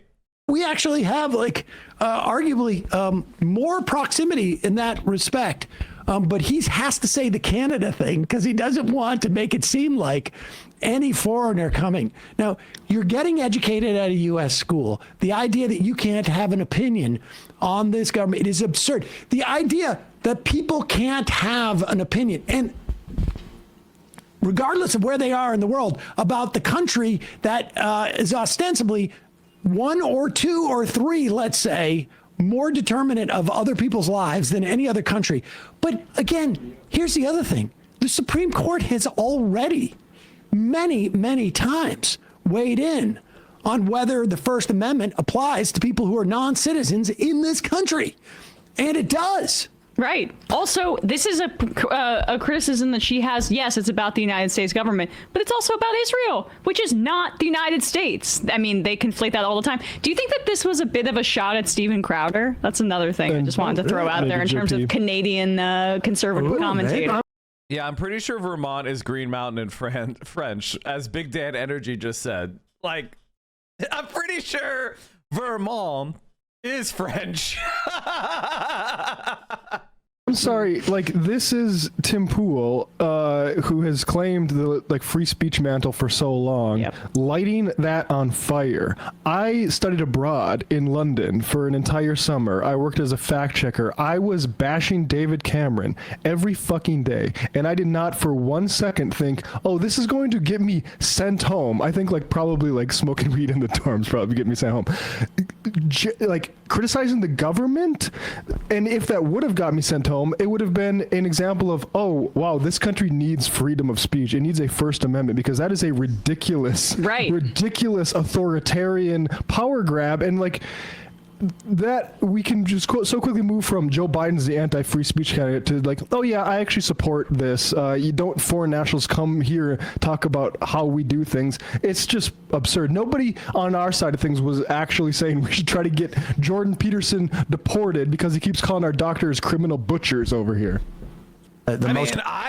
Listen, what's good for the goose is good for the gander, right? Like, I am the authoritarian spiral guy. The right wing wants to make that the rule. I'd love to black bag all those conservative commentators that are not American. I have a feeling Tim Pool would see that as tyrannical. Multicultural city in the world. Now, yeah. By the way, Chad, I am not actually advocating for that. I'm showing you that their argument taken to its logical extreme is I get to kidnap Lauren Southern off the street for saying a cross word about Obama. Does that make sense to you? I mean, maybe it does. In which case, let's get on board.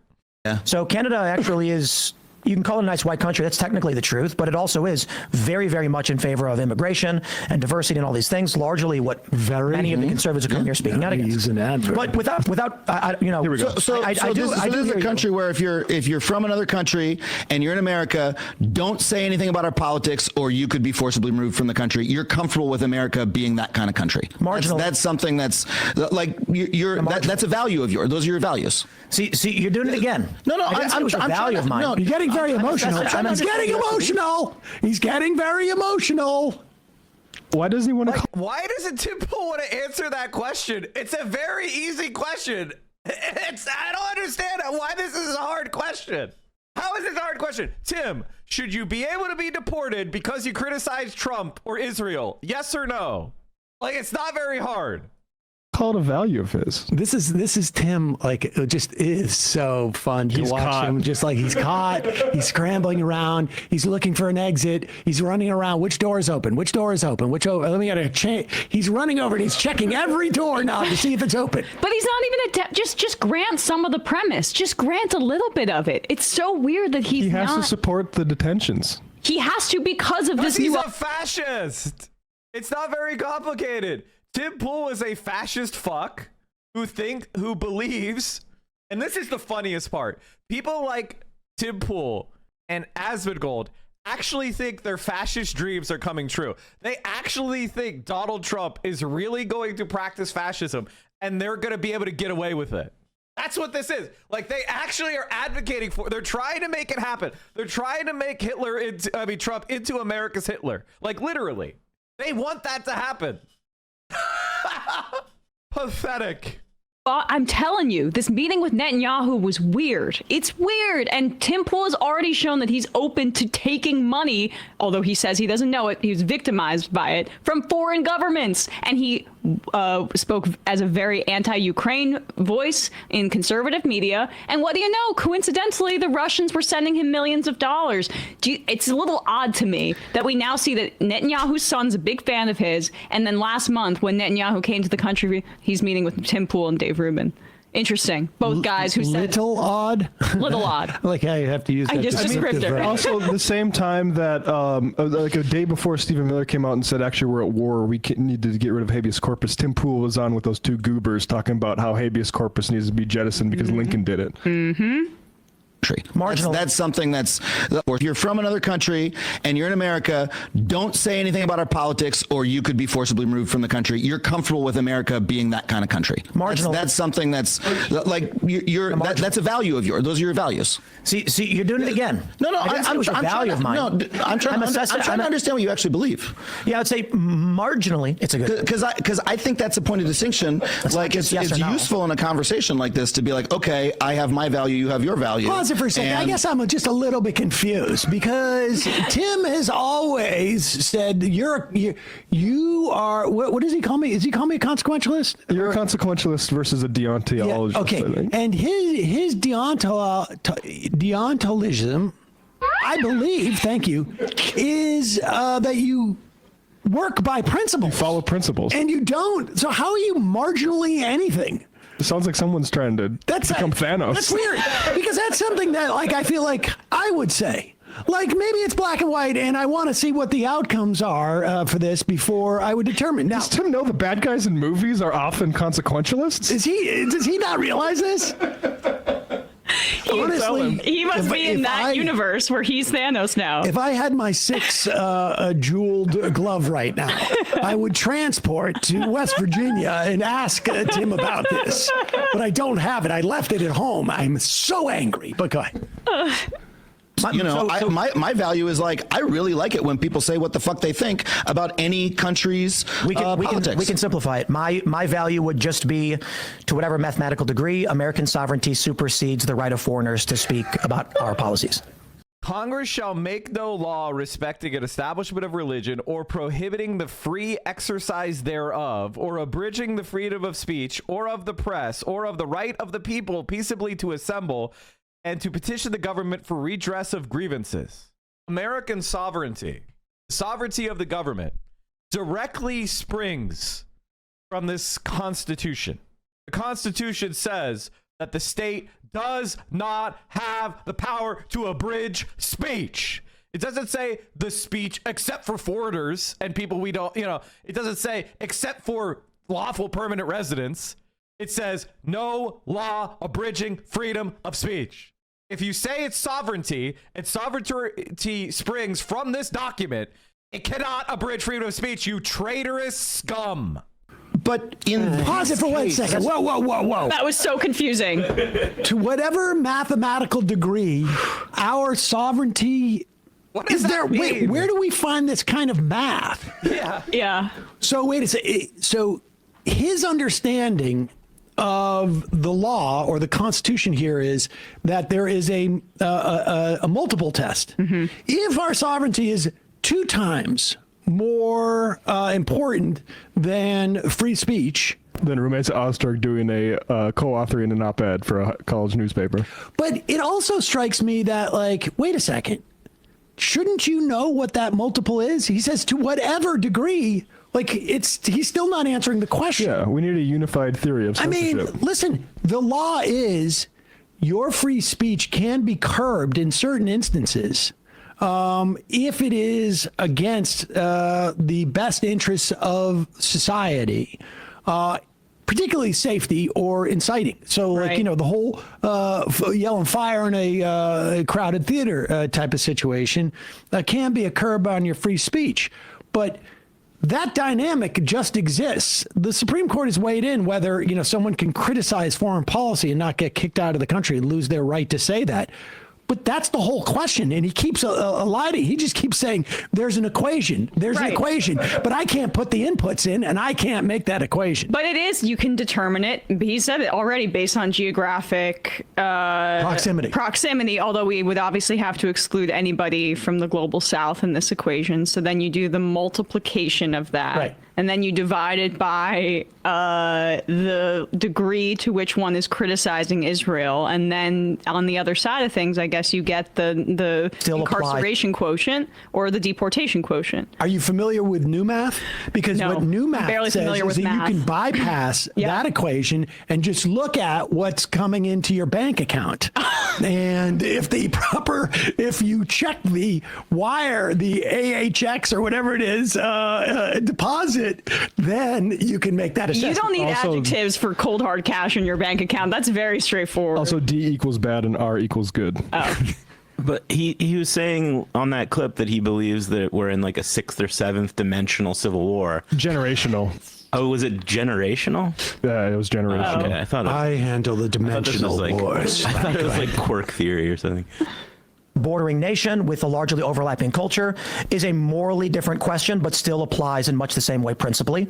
So I do take issue with foreigners coming to my country. It's a nice white country, so we like it.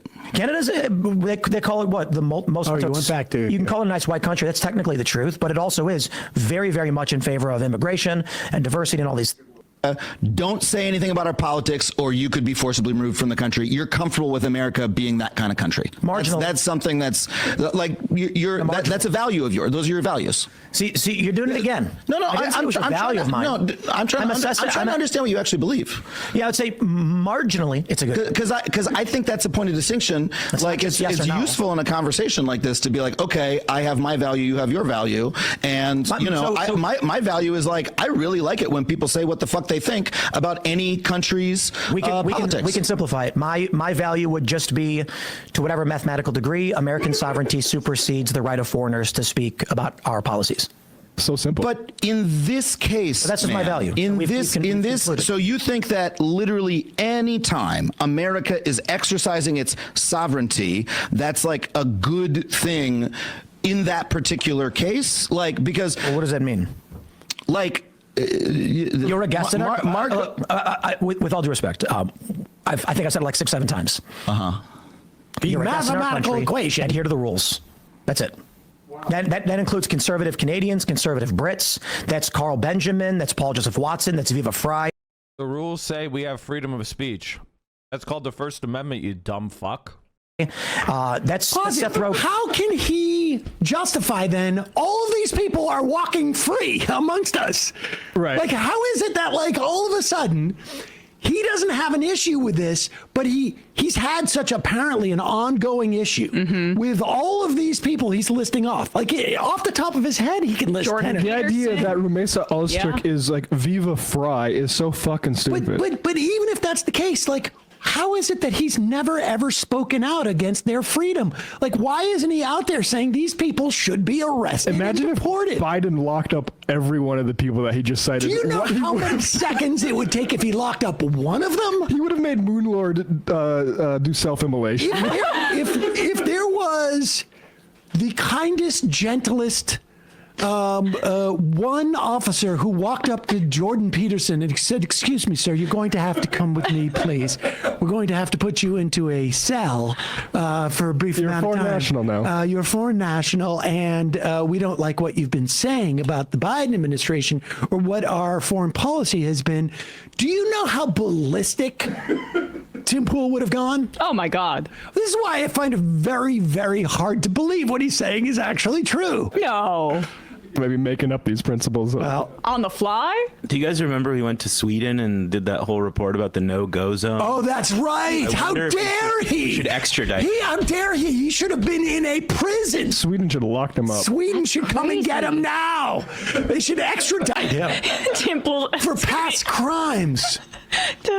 Yeah, that's what President AOC will do. I mean, wait, if Tim Pool does not feel the First Amendment is at play here, does he have a problem, like, with any country arresting any political dissidents whatsoever?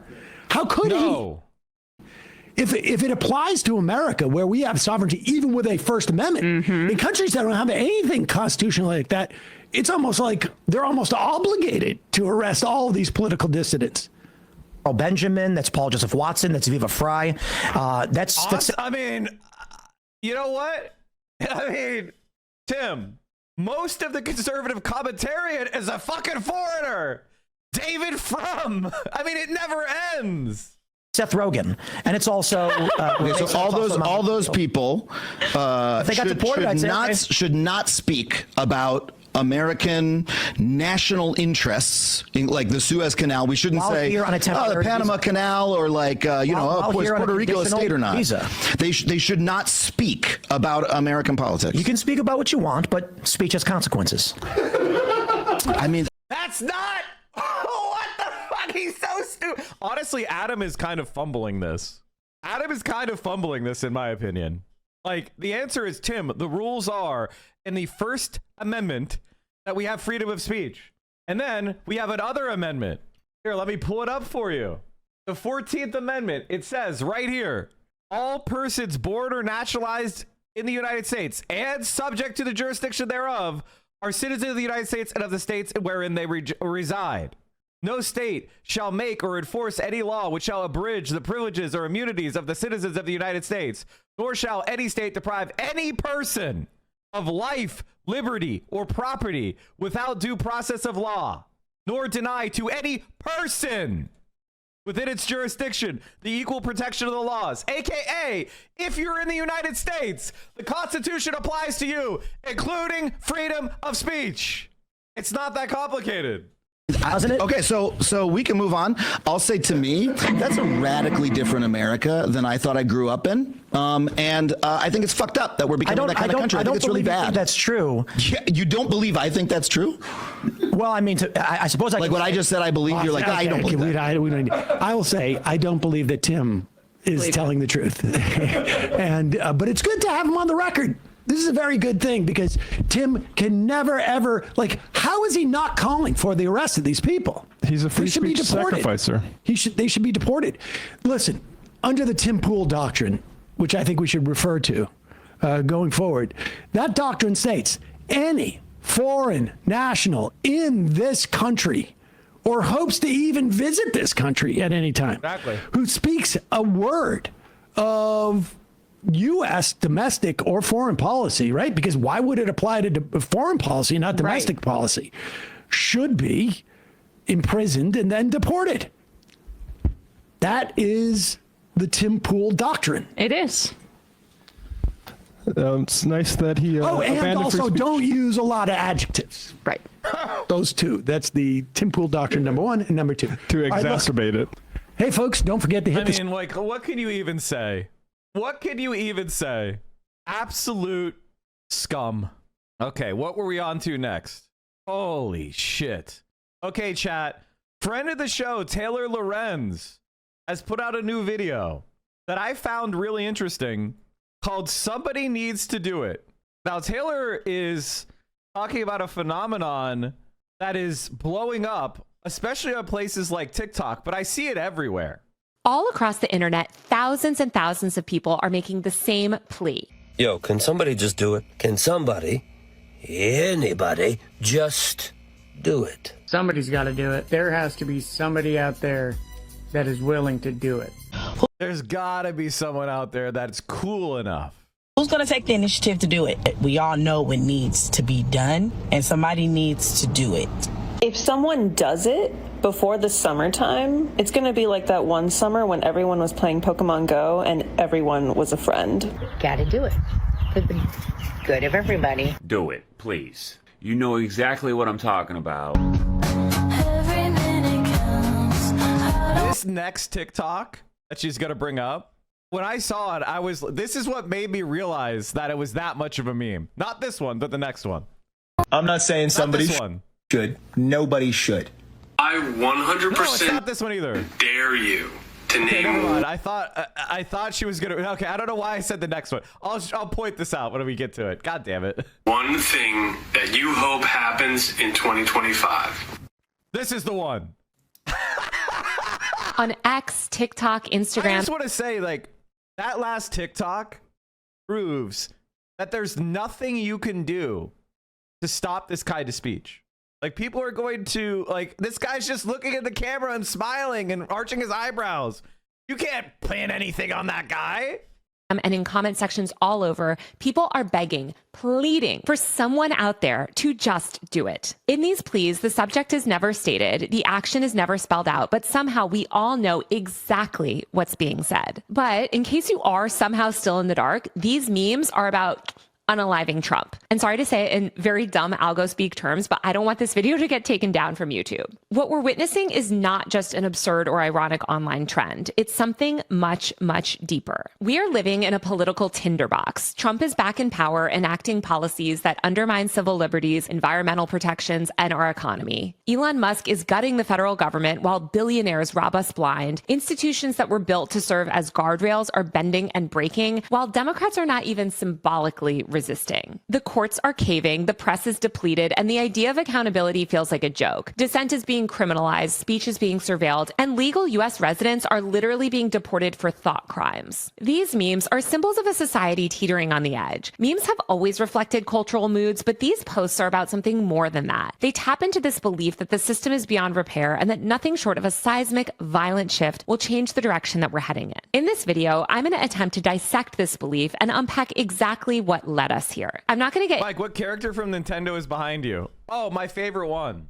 See, I was an older brother, so when I played Mario with my younger sisters, I would let them play character 1.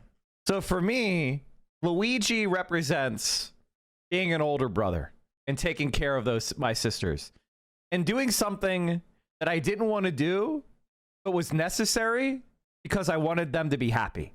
You know what I mean? Like, I would take Luigi so that they would, I could build up their confidence. I could build up their self-respect, and I could build them up, So whenever I think about Luigi, I think happy thoughts. And I'm sure you do too. Into whether these memes and posts are moral, legal, or even advisable. But what I want you to understand is where these memes are coming from and what they say about the Just try to get an idea of your politics from Hillary Clinton to Assad Piker to like Marx. Where are we at? Hold on, I'll show you real quick. That's a good question. Just give me like 5-10 seconds here. Hold on. Here, I found it. Here it is. If we all see it as no more than an illusion, if visionary exercises, ideology of the Chinese reinforce party discipline, Xi Jinping asserts that communism is not as simple as a meal of goulash, and it cannot be attained easily. But we cannot dismiss it as an illusion or choose not to be loyal communists just because there is a long way to go. Our revolutionary ideals are of supreme importance. Communism is the ultimate ideal of communists, and it needs generations of strenuous effort to achieve. If we all see it as no more than an illusion, if we deem it unworthy of hard work and sacrifice, communism will never come.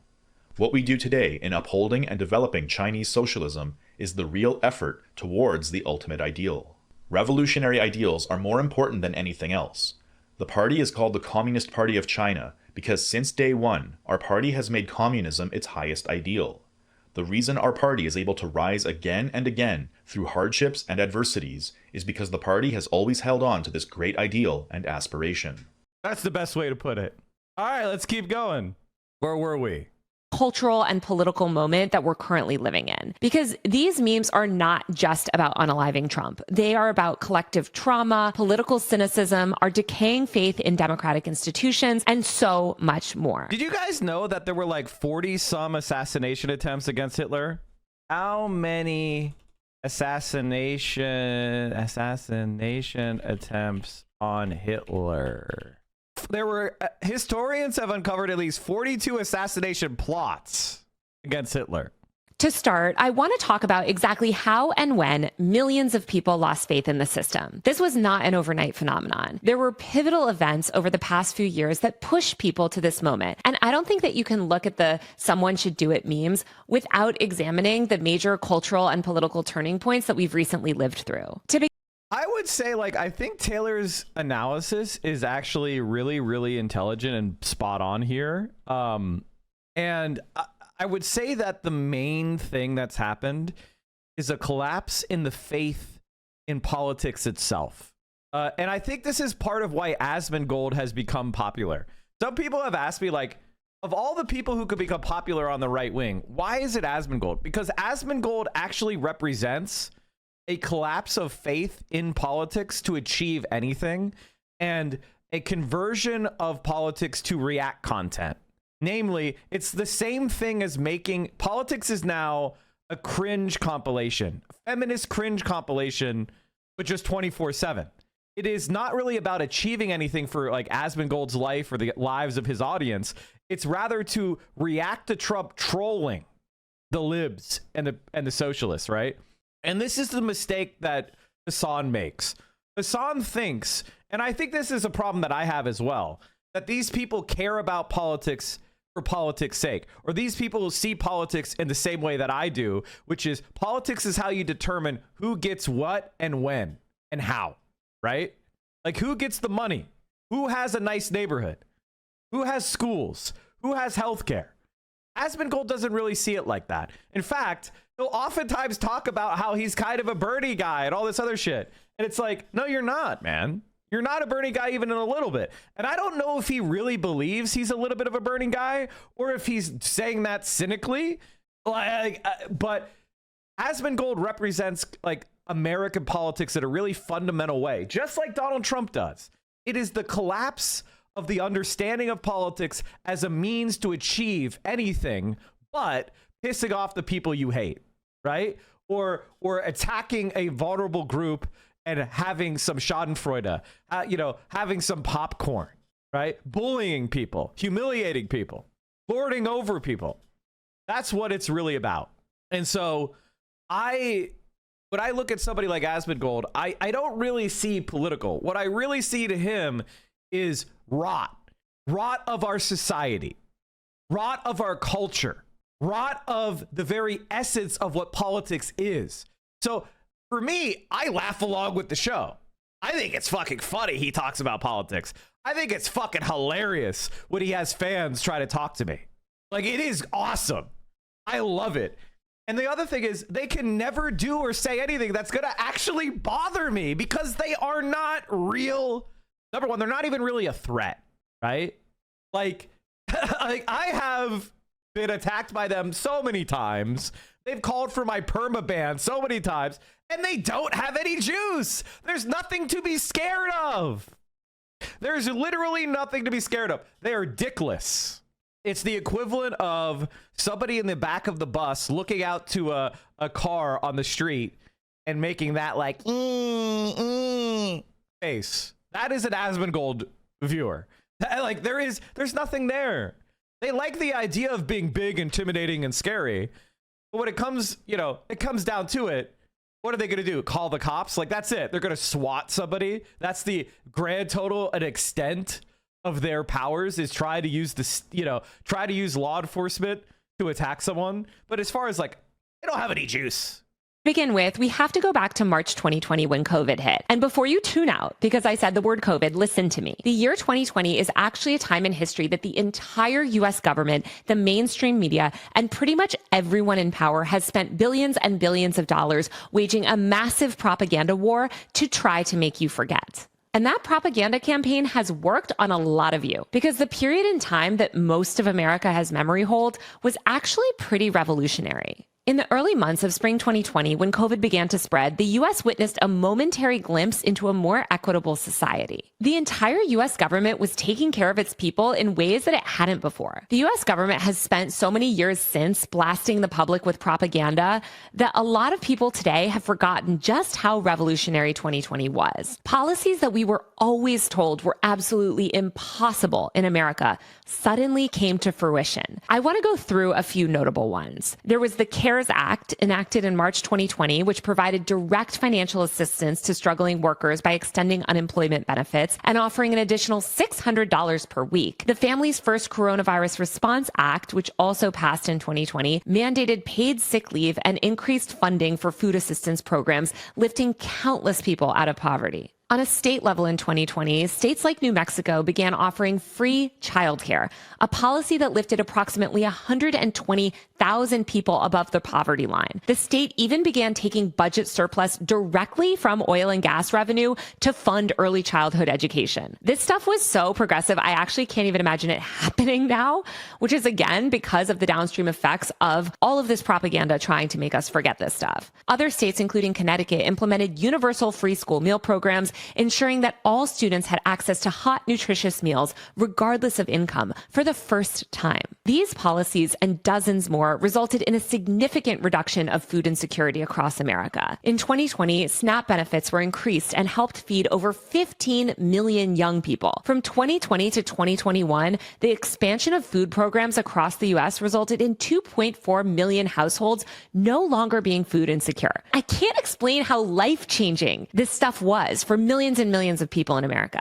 And people weren't just being fed. Millions were also suddenly able to get health care in 2020. The government made it easier than ever to enroll in Medicare and Medicaid, which resulted in millions of people who had been previously unable to afford health insurance suddenly able to get care. The government invested $145 million in expanding telehealth services, meaning millions of disabled and housebound people could finally access care, some for the first time in decades. In 2020, housing insecurity plummeted thanks to federal policies like the Treasury Department's ERA program, which provided over $46 billion to support housing stability for renters. There was a nationwide eviction moratorium, and the government rolled out a suite of tenant protections. California, actually, where I live, helped thousands of previously unhoused people gain access to permanent housing. I don't want to go on too much, but these are just a sliver of the policies that we saw the government enact during the early days of the pandemic. And they showed everyone in America for the first time ever what was actually possible if we allocated just a fraction of the billions and billions of dollars that we spend on the military and things like tax cuts for the rich towards the public good. One of the things to mention here from Taylor before she goes on is actually we wasted a lot of money just handing it to the super rich with the Paycheck Protection Act. And all of these policies were in an environment where production basically came to a standstill because of the pandemic. Towards the public good. I just want to talk about 2020 a tiny bit more for a couple minutes because, again, there's this multi-billion-dollar propaganda campaign to try to make you forget all of this stuff. And it's really important to remember what happened that year if you want to understand why we are where we are today. In 2020, as millions of people shifted to remote work or faced unemployment, they began to question traditional structures of labor and productivity. People started to realize that the economy could function differently and that it could prioritize human well-being over relentless productivity. These mass realizations sparked widespread discussions about systemic inequality and the role of the government in addressing it. Mutual aid networks flourished throughout 2020. Communities organized to provide each other with food, medical supplies, and support. We were all encouraged to mask and protect each other from airborne disease, not just kill our neighbors and service workers with unmitigated COVID spread. These grassroots efforts exemplified the potential for collective action and solidarity. In 2020, we also saw the rise of the nature is healing meme, which spoke to the environmental impact humans were having on our planet. As skies cleared with fewer people commuting to their offices, carbon emissions dropped, and many wondered out loud, what if we didn't go back to normal? What if normal was the problem? Climate disasters, from wildfires in California to hurricanes devastating Central America, reminded us all how urgent the climate crisis had become. The climate movement gained momentum in 2020 as people started to argue that the economy should be restructured to be both greener and fairer. As everyone became extremely online, people began to leverage the internet as a powerful social justice tool. TikTok became a tool for IRL organizing and protest planning. Masses of people began connecting with each other online and building support networks. Suddenly, people realized that the internet could be a weapon against elite systems. The online world became the default reality overnight, and people leveraged social platforms to speak truth to power. The murder of George Floyd in May 2020 served as a catalyst for nationwide protests against racial injustice and police brutality. Millions participated in demonstrations demanding accountability and systemic change. The sheer scale of protests in 2020 reflected a profound shift. In 2020, phrases like white privilege, systemic oppression, and defund the police entered the mainstream. Institutions from corporations to universities rushed to acknowledge their role in perpetuating injustice. A lot of it was performative, but some of it was real. Again, in 2020, for the first time, millions of people began questioning the legitimacy of systems that were long seen as unchangeable. Why is healthcare tied to employment? Why do billionaires exist in a world where children go hungry? Why do we spend more on police and prisons than on schools and housing? 2020 marked a turning point, a realization that the world as it was wasn't working for most people, and that the problem is, of course, that we didn't actually create a durable political movement with those insights. And I think that history will not be kind to Bernie Sanders. As a Bernie Sanders supporter, I'm going to be quite honest with you. The fact that he did not try to start his own party after, and the fact that he spent his time ingratiating himself with the Democrats has to be looked at as a profound failure. Also, Jeremy Corbyn. The reason why these people are losers is because they refuse to recognize an enemy. And this is the biggest crisis we have. And if you're somebody who says, I agree with you, Mike, but you're too hard on liberals, you're the problem. You're actually the problem. We need you to recognize we have to fight these people. You can say I'm right on every issue, but if you don't want to fight the people that are blocking the thing, then you're the problem. I was ready to quit my job and devote myself to the Sanders movement, and he threw me in the trap. I mean, like, listen, like, I like Bernie Sanders. I still like Bernie Sanders. I still value Bernie Sanders. But the reality is, the strategy, the Democratic Party is a party that is fully captured and controlled by the corporate billionaire class. And there's no way to reform it. It's an undemocratic cesspit. better world was possible, one where people are valued more than profits. Millions of people began to see clearly what had been hidden in plain sight for decades. Of course, not everyone embraced this moment. The backlash was real and predictable. The term woke was treated like a slur in some circles and a way to dismiss the very real empathy and awareness that defined this era. But the pushback only confirmed that a major power shift was underway. People were finally beginning to seek systemic change, but then the boot came down hard. Biden was elected that fall and began working overtime to dismantle the social safety net that had expanded in 2020. This is when we saw the beginning of the disenchantment that would ultimately result in these assassination memes. Immediately after taking office, Biden falsely declared the pandemic over in order to force people back to work. Officials began blasting the public with far-right propaganda on COVID, lying to them about the disease, and convincing people to sacrifice their health and their bodies for the stock market. The message was clear. Forget 2020. It's back to work, now with even fewer health protections and no meaningful treatments for the brand new, highly transmissible airborne virus that ravages your heart, neurological system, and immune system and is still spreading at pandemic levels, even today in 2025. Jamie Cohen, a media studies professor at CUNY Queens College, told me, quote, Biden rushed the end of the safety protocols in part because people started to gain a sense of consciousness. Biden and other elite leaders realized the collective power that the public had in 2020, especially online. People were realizing that we too could have the social safety net that many other countries in the world benefit from. And it's a conscious choice by people in power not to let us have it. People on the left and the right also gained clarity about who was really in charge and who controls those levers. But while Biden could force people back to work in unsafe conditions, he couldn't force them to be less online. And by 2021, we were already seeing that there was no longer any distinction between the offline and online worlds. The wall between the two was completely obliterated. And nowhere was this more apparent than at the Capitol on January 6, 2021. As protesters stormed the building that day, they carried flags and wore t-shirts emblazoned with memes like Pepe the Frog and the Kekistan flag, which originated in extremist online subcultures.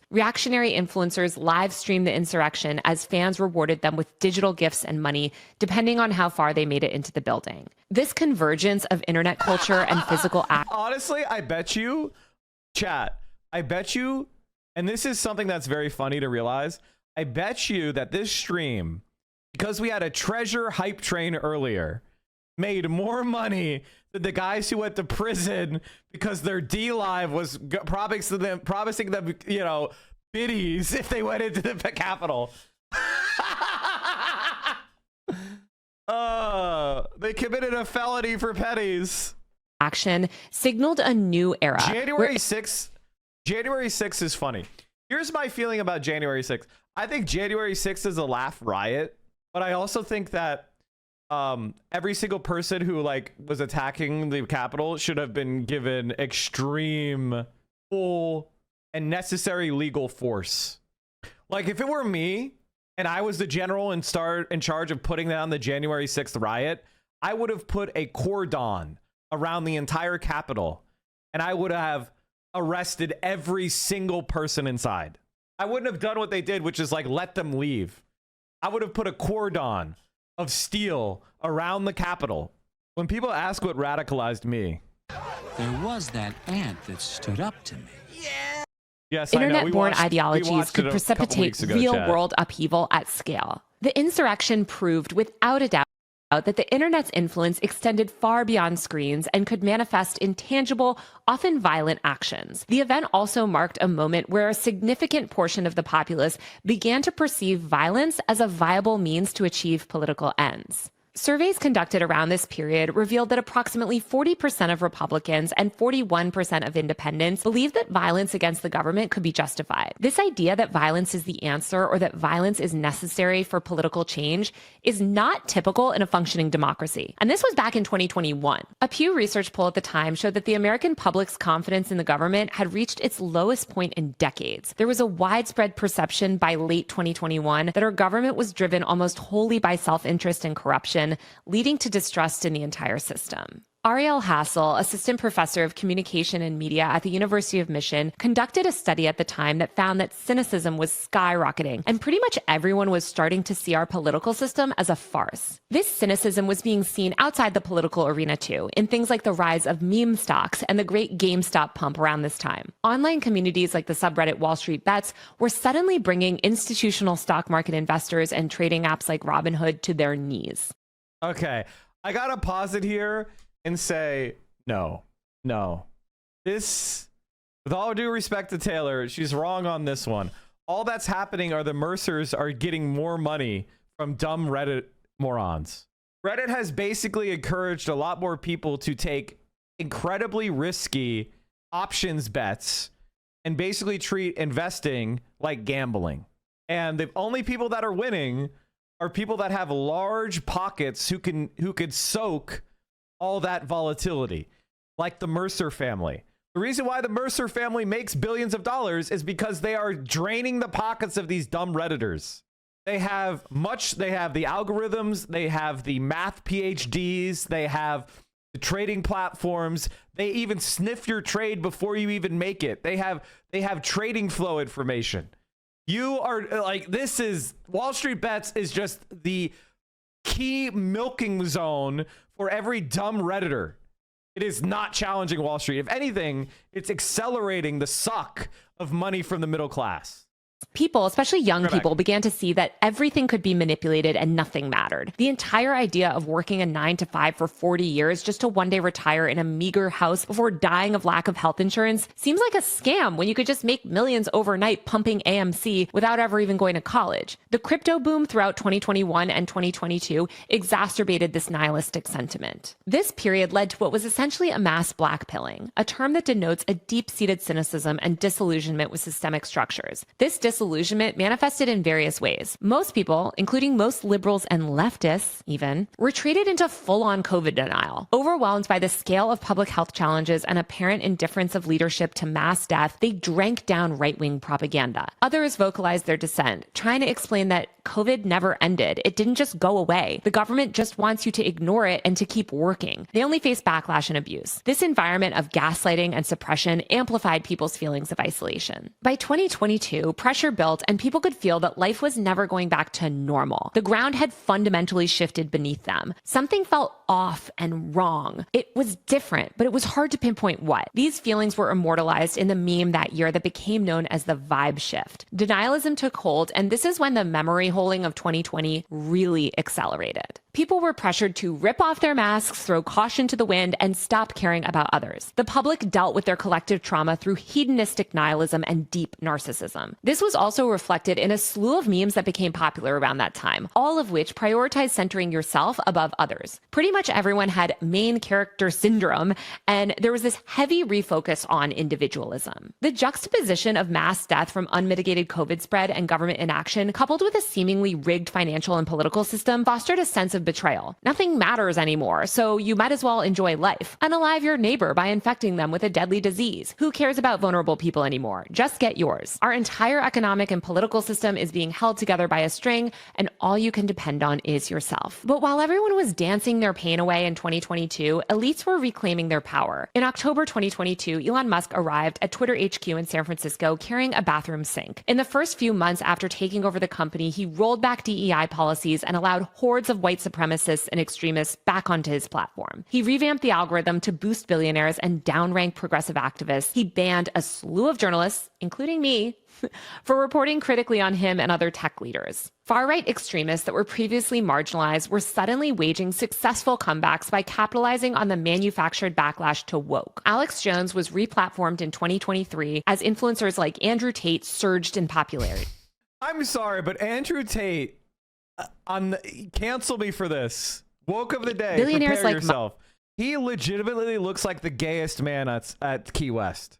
Like if you were on Fire Island, he would pass unremarked upon. If I was in high school, there's only one word we would have used in 2001 to describe this man. The fact that Generation Z thinks this guy is alpha is crazy. I almost want to come out as pansexual just so I could say the word that this man is. Andrew Tate surged in popularity. Billionaires like Musk were able to operate seemingly with impunity, and Democrats who were ostensibly in charge weren't doing anything about it. By the summer of 2023, you could see this nihilism and anti-elite sentiment creeping out all over the internet. In June 2023, the implosion of the Ocean Gate Titan submarine, piloted by billionaire Stockton Rush on a vanity expedition to view the Titanic, became an immediate... It's like, if you're dating someone who's non-binary, do you get the pass? Meme. Within minutes of the news breaking, people were joking about imploding billionaires all over TikTok. That's called a joke, chat. Twitter and Instagram. People posted with glee about, quote, natural selection. They made playlists joking about it and posted lists of other billionaires they hoped would take a submarine ride. People weren't openly calling for billionaires to be executed yet, but they were certainly celebrating when they died. I would argue that the submarine memes of 2023 were the moment that it became clear you, that Mike, no. If you are from Philly, if you were from Pittsburgh, maybe. Okay, first of all, psychedelia. You don't even know that I'm from all parts of Pennsylvania. I lived in Pittsburgh for 7 years, 6.5 years. I lived in Philly. I lived in the Lehigh Valley. I lived in Harrisburg. I lived in small towns throughout central PA. I lived in Allentown and Bethlehem. Okay, so I have been all around PA. I'm not Mike from Philadelphia. I'm Mike from PA. That millions of people online believed that maybe the rich shouldn't make it out alive. That's my favorite thing about the Titan submersible disaster was that there was a family of Indian sweatshop owners, and people were like they're like crying their eyes out, and it's like these people have been like. They've been exploiting sweatshops for 100 fucking years to become, or excuse me, Pakistani sweatshop owners who have been, they were like literally the compradors for the British Empire, and they own sweatshops to this day. And I'm supposed to bawl my eyes out over them dying? Like, give me a fucking break. 500 migrants died on a boat crossing that same weekend, so I was happy because someone using a refugee grave for trauma tourism. I mean, it is just disgusting. Great video on abundance. I listened to it while I was working out just a few minutes ago. Hell yeah. I'm glad you liked it. Oh, I'm making a new video, chat, about Ethan Klein. I'm making a new video about Ethan Klein and the whole withdrawal and the, you know, the retraction. Same month, we saw people rally around orcas who inexplicably began attacking and sinking yachts. Memes and parody news sites joked about the orcas literally eating the rich. By the end of that summer, Burning Man was engulfed in mud due to heavy rainfall, and the entire internet. What animal do you think ate the billionaires? Do you think it was like a filter feeder? Do you think it was just bacteria because they got pulverized by the implosion? Or do you think they were like big enough chunks that could, like, crabs? Like literally crab dancing at the bottom of the ocean? That makes sense. Internet once again began relishing in rich people's suffering. The perceived irony of a gathering that championed radical self-reliance yet attracted tech elites arriving in private jets and luxury RVs was too much. The Schadenfreude wasn't just merely about the festival. It reflected a broader societal disdain for the wealthy, particularly those seen as out of touch or hypocritical. Then October... It is really funny that Burning Man is now like... There's just something really American about an RV. It's a massively overpriced, depreciating asset that is super unsustainable. But nonetheless, I still love the idea of having my own RV. Like, it just tickles something about my American brain where I'm like, you know, at one point in my life, I want to just drive around from national park to national park in my RV. You know what I mean? It just... There's something really, really tickles my American brain. Never forget this guy who was the lawyer for Nestle trying to own water, an MSNBC contributor getting stuck for days. This guy argued in favor of child slavery and he got stuck in Burning Man. It was an incredibly harrowing 6-mile hike at midnight through heavy and slippery mud. But I got safely out of Burning Man. Never been before, and it was fantastic. With brilliant art and fabulous music, except for the ending.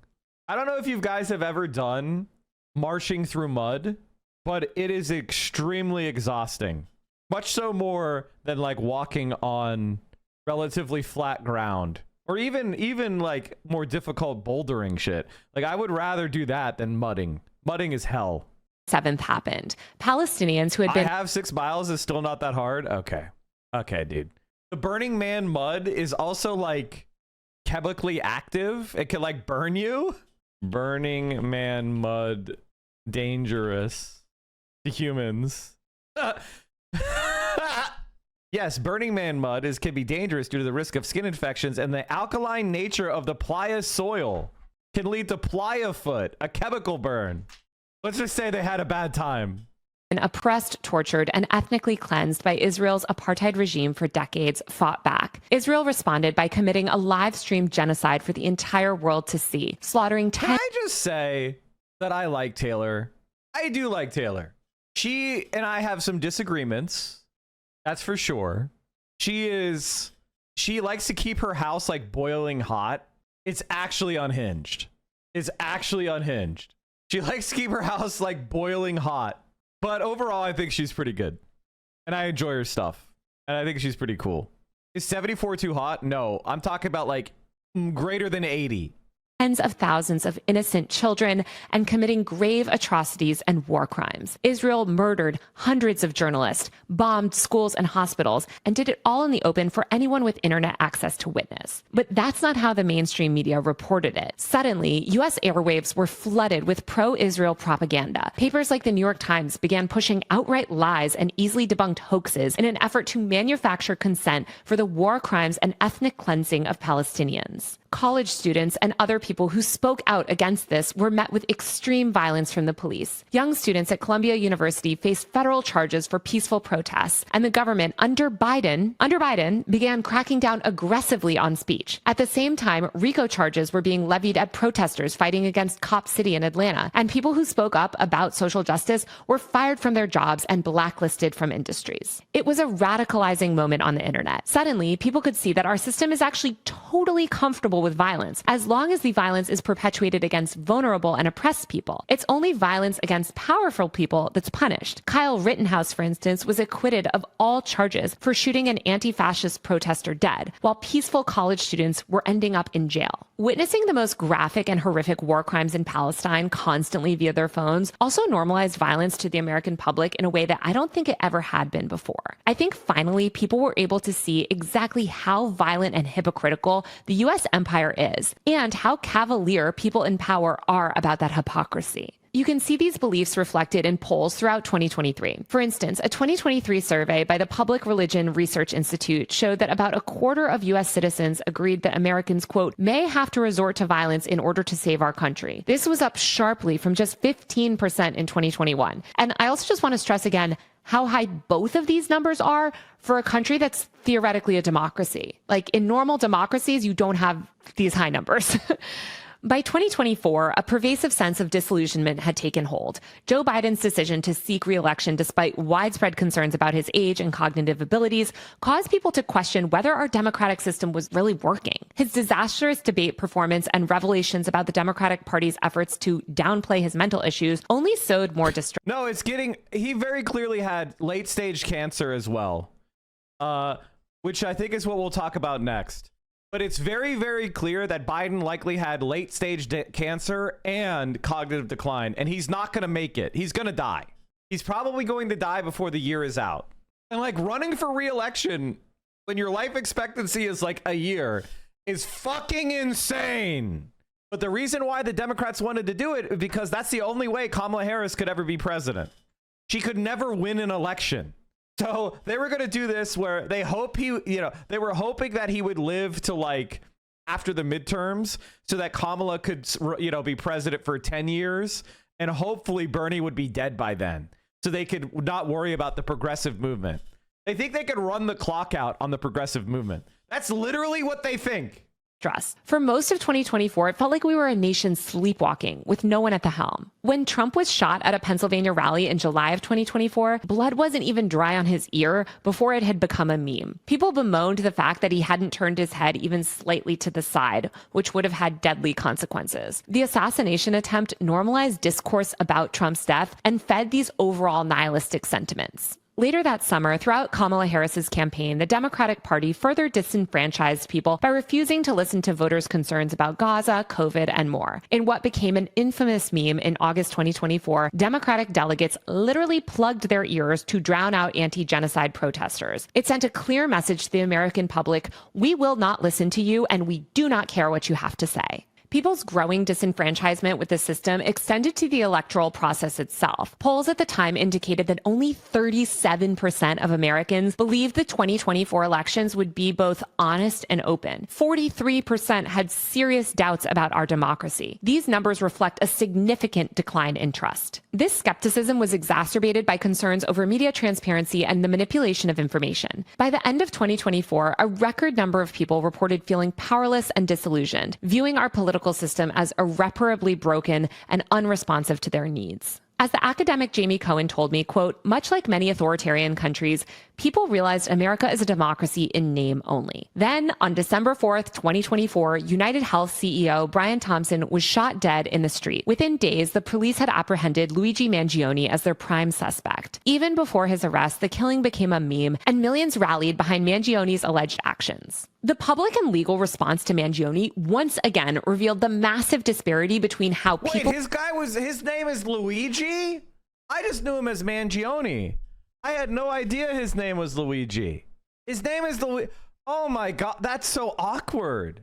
People might think my gigantic Luigi in the background has something to do with this assassin. That's a complete coincidence.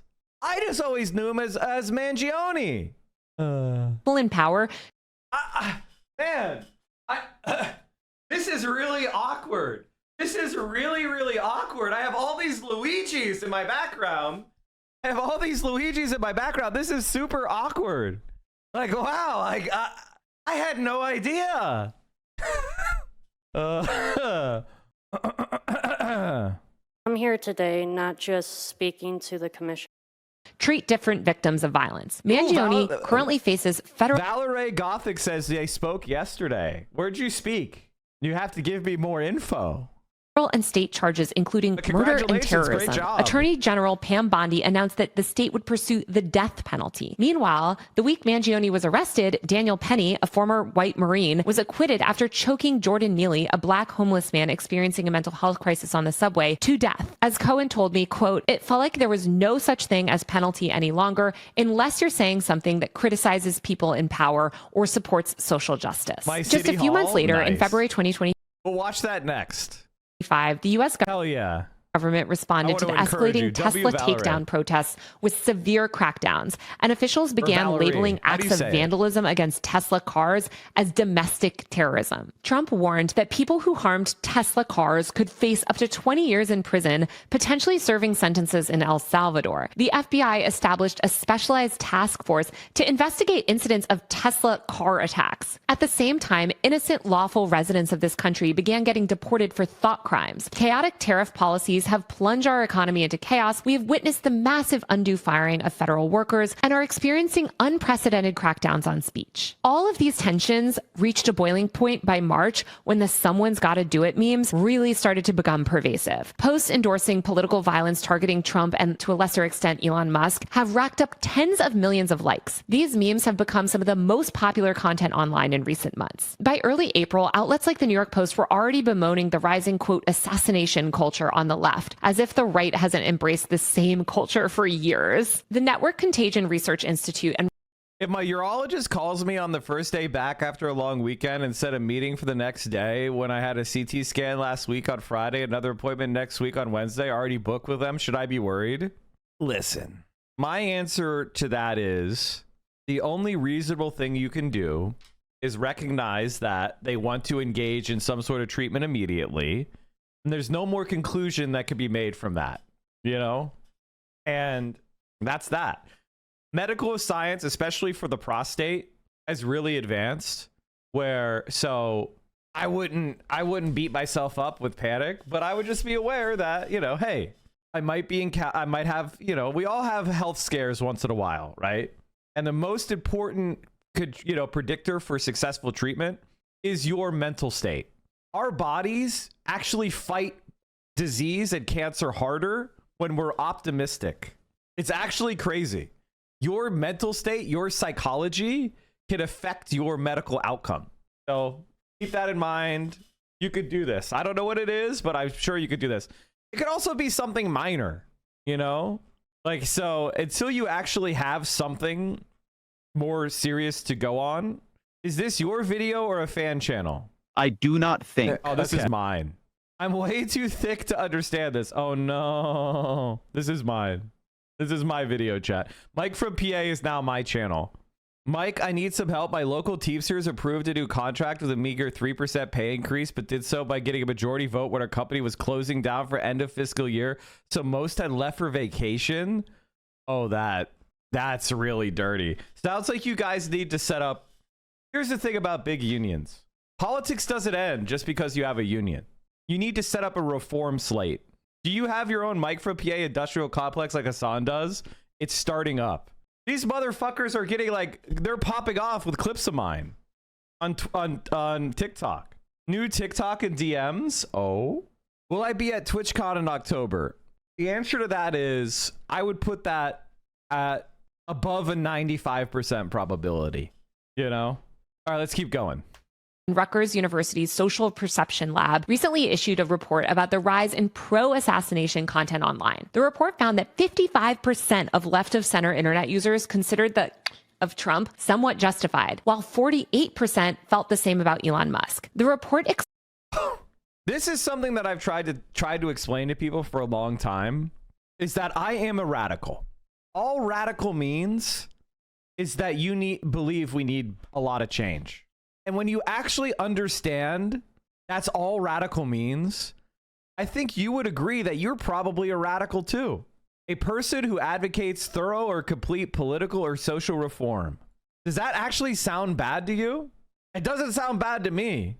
I think you're a radical. And when we talk about radicalization, what we are talking about is convincing people that big and thorough political and social reforms are needed. That's all radicalization means. Is convincing a person that the same old shit, the vote blue no matter who, doesn't work. So hell yeah, I'm a radical. I am a radical. I think most people are radicals now. And I think that that is the key message of Taylor. Taylor to Lorenz is right. Most people are radical.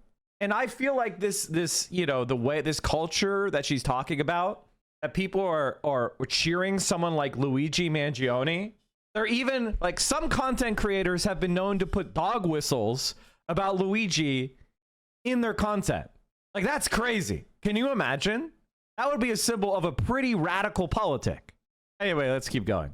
Explained that these attitudes are not isolated and are part of a broader political shift tied to feelings of powerlessness. The researchers emphasized the need for proactive measures to counter this trend. They begged institutions to reinforce norms and promote, quote, constructive political dialogue. But that ship has sailed. Asking the public to uphold norms while Trump flouts due process on a near daily basis is a joke. But the one thing that I actually do agree with the NCRI on is that the spread of content promoting political violence is a sign of a deeply, deeply unhealthy democratic society. Don Caldwell, editor-in-chief of Know Your Meme, said that the reason pro-assassination memes have become so popular is because they're cathartic, especially when people feel powerless and there are events happening in the world that are out of their control. People use these memes as a release. Josh Citarella, a researcher who studies it. I saw you on TikTok recently that started watching. Salute comrade from Ireland. What the TikTok industrial complex is working? The TikTok industrial complex has begun? Chat, Colt Anova, I think I'm saying your name right, is our, she is our new, they are our new editor. I'm saying he, they, she, I'm saying every pronoun. Have I shilled yet today? You know what? Pretty crazy. You're right. I do deserve more subs. You're right. I haven't gotten enough subs today. You're right. I deserve more. Chat, we are dangerously close to 6,666 subs.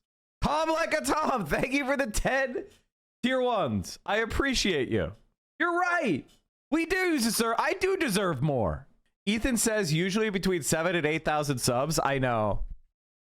It's actually, it's funny because fighting with Ethan Klein, he started watching me right when I was like peaking to some of my highest sustained sub counts.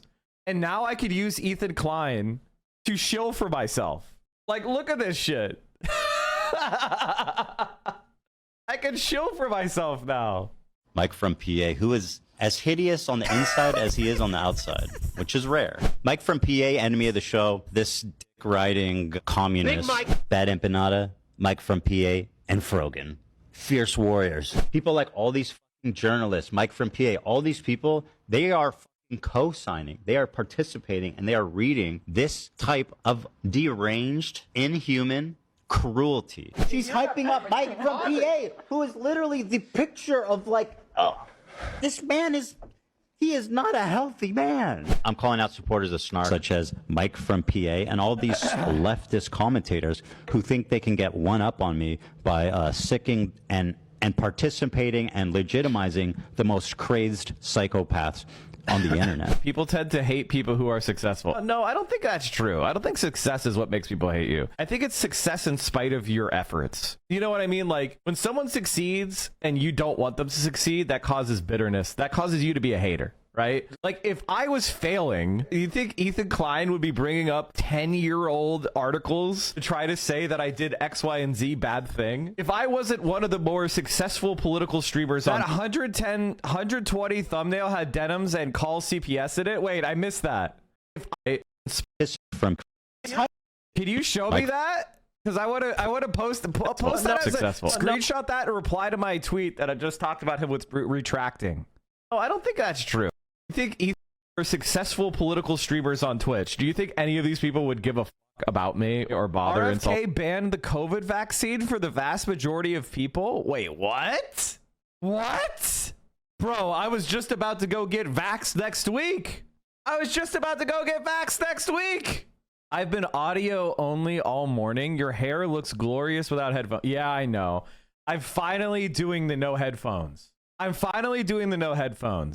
Do you guys think it's a good improvement? Now you need wall art? Chat, I came up with an idea for wall art. If it doesn't end up working in here, it's fine. I want to get a signature piece. I don't want to describe it because I don't want people to steal it. Is there any delay in your mic monitor? There's no mic monitor in my... I don't have one right now, which I don't like. I realize that the headphones just don't look good on me. Makes my hair look like really frizzy. You know, it just doesn't look good, you know?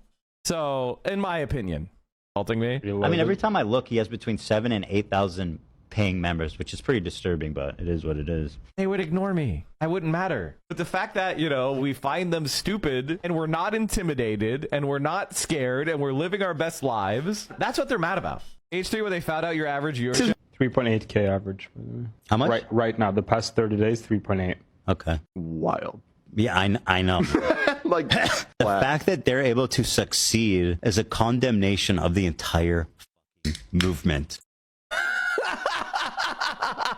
So that was hater behavior 1, but I actually think hater behavior 2, which has now got 16,000 views. Mike from PA, to me, is a full-on grifter. One day I'm going to do a video on this guy.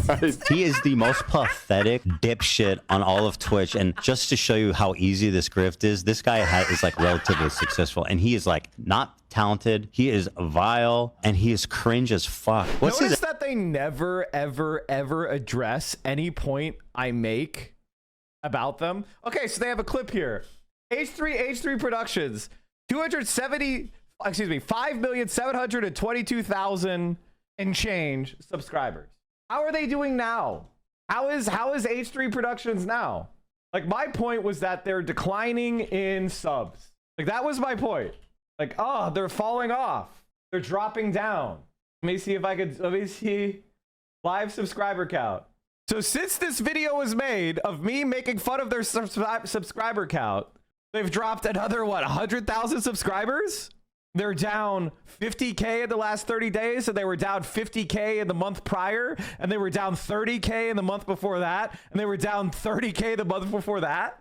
I mean, ever since Ethan Klein really tried to turn the attacks on to me and Denims and Noah Samson and Bad Empanada and of course Hassan and iDubbbz, he's down, what, hundreds of thousands of subscribers?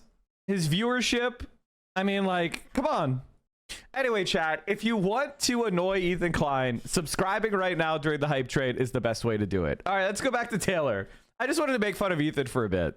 Here's the thumbnail. I just added that to this post of mine. I'm going to retweet it now that I have more posts. But under the threat of a lawsuit, Ethan Klein claims he never said she called CPS. Or who is this other person, by the way? Who is this person? I don't know them. I don't think I know them.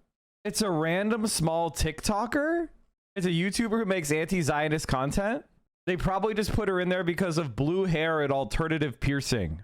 Did they say call CPS? Did they say call CPS in their TikTok? Does anyone have a link to their TikTok? I actually want to see if they said call, because like he said call CPS with quotes around it, and we know Denims didn't do that. So I'm wondering, did she do that? Yeah, it is very tempting to be like, do the I am Spartacus thing with the CPS. That being said, chat, I wouldn't do that. I know I see a couple of you have said it was like I called CPS and you're trying to show solidarity. Don't do that, because you're only going to get people like Ethan Klein to be able to act like the victim. I know it's very, very tempting to be like, no, it was a legitimate call or whatever, because you're so mad at Ethan for being a liar, but you're actually just helping him. So don't say stuff like that. And I would never advocate for calling CPS unless you know shit. And Ethan Klein has never established who called CPS. Ethan Klein has not published the unredacted report that was made. So we don't know like what the investigation was. We don't know if he was given a rehabilitation plan, because typically with CPS, they don't like to take your kids away.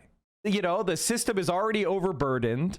If you have money and resources, they don't want to take your kids away. So they could give you like a remedial action plan. They can make you take, you know, parenting classes, stuff like that. They don't want to take your kids away. Like, they hate taking kids away. So I would love to see the report. The worst thing he faced was being told to clean up and they would check back in like a month. I mean, like, you know, I'm just saying. All right, let's get back to finish this Taylor thing. We got off on an Ethan Klein tangent. The denim slander is triggering even though she could handle herself. Oh no, it's incredibly annoying. Like, it's incredibly wrong. And I will always defend people from false attacks. And what's really crazy is that Ethan Klein thinks it's a slam on me that I am not like trying to maximize my return for defending people. Like, Ethan Klein can't understand defending people because they've been wronged. You know what I mean? Like, he can't, in his brain, he can't understand, oh, you're not getting money out of it? You're not getting directly boosted because of it? Why would you ever defend someone who's been wronged? He doesn't even have a conception of justice. Like, it's crazy. Everything is transactional to a sociopath. Extremism told me that these memes are exploding in popularity right now because, quote, the liberal project has basically failed. People do not believe in a lawful and orderly society anymore. The enormous accumulation of wealth and power by oligarchs invalidates the rule of law. The end result is that you can theoretically have executions in the public square. That's what we're going back to. People are advocating for these things on social media because the rules don't matter anymore. In a recent piece in The Nation titled "The Age of the Assassination Meme is Here," Alex Peter writes, quote, assassination discourse has become ambient, not quite satire, not quite sedition, a feeling, a refusal to say what you mean because meaning things can actually be dangerous. And yet people do mean things. The line between the person who's joking and the person who's serious has never been thinner. At the heart of all of this is a kind of disassociation. It's an inability to process the enormity of everything. The climate is collapsing. Fascism is rising. Healthcare is a game show. We're all screaming into the void. Is it really so surprising that the language of internet memes and murder has started to overlap? Peter notes that the phrase, quote, when it happens has become both a threat and a prayer. As Cinderella explained, COVID, Gaza, and all the events over the past few years have revealed just how many people's lives are truly expendable. We see the government pushing the idea that poor, immunocompromised, disabled, and trans people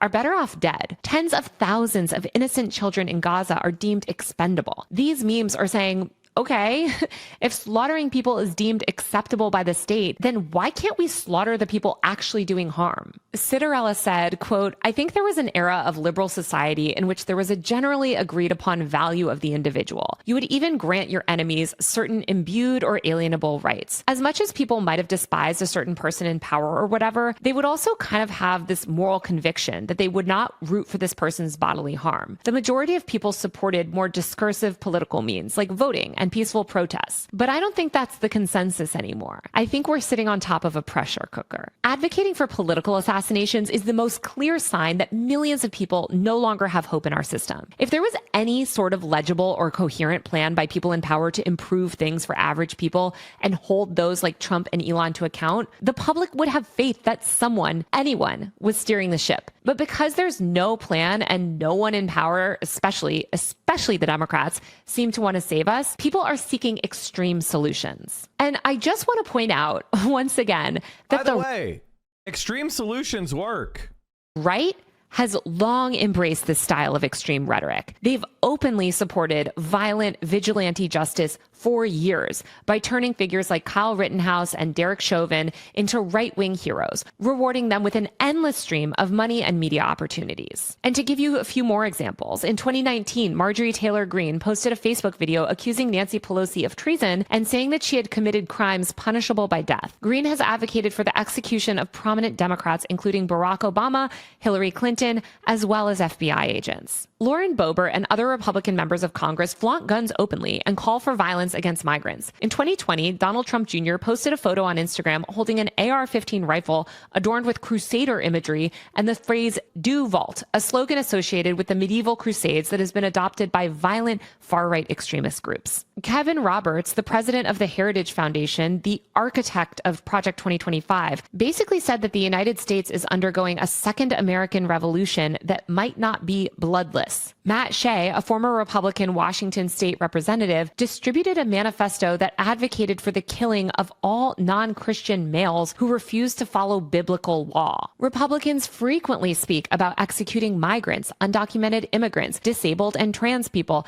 and others who they feel are undesirable. For instance, in 2024, Republican Congressman Mike Collins tweeted about Chilean dictator Augusto Pinochet's practice of executing political opponents by throwing them from helicopters. He suggested killing a migrant arrested in New York by giving them, quote, a free helicopter ride. As the 2024 article in The Nation notes, quote, the state isn't anti-violence, it's anti-unsanctioned violence.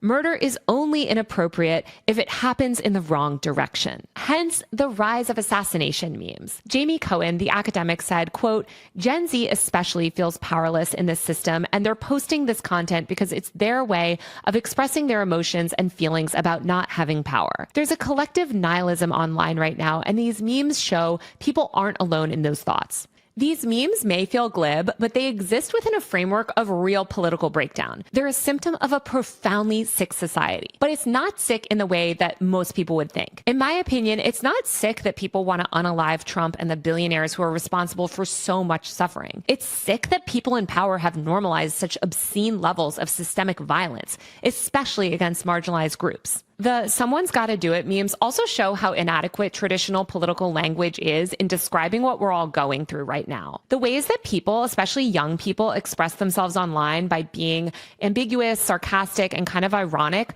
are actually adaptive behaviors. People are trying to articulate the outrage and desperation that they feel at a time when too much directness will get you punished. That's why all these memes allow for a certain level of plausible deniability. This is also part of why attempts to suppress these types of memes, whether from the left or the right, tend to backfire. Treating them like traditional criminal threats rather than cultural signals misdiagnoses the root problem. It escalates distrust and it reinforces the perception that the system... That's why the Zionist oppression is going to fail. Like, the Zionists are trying to make it really, really, really painful and risky to have challenged them. But here's the reality, you fucking scum, is that people are just going to become more and more bitter. And that's what opens up the door to conspiratorial thinking and anti-Semitism. Now, I am a leftist. I understand that anti-Semitism is the socialism of a dumbass, okay? I understand who's really behind this oppressive system, and it's the capitalist class. In Israel, and the Zionist project is simply a cat's paw for the American empire. None of them are eternal. None of them will stand the test of time.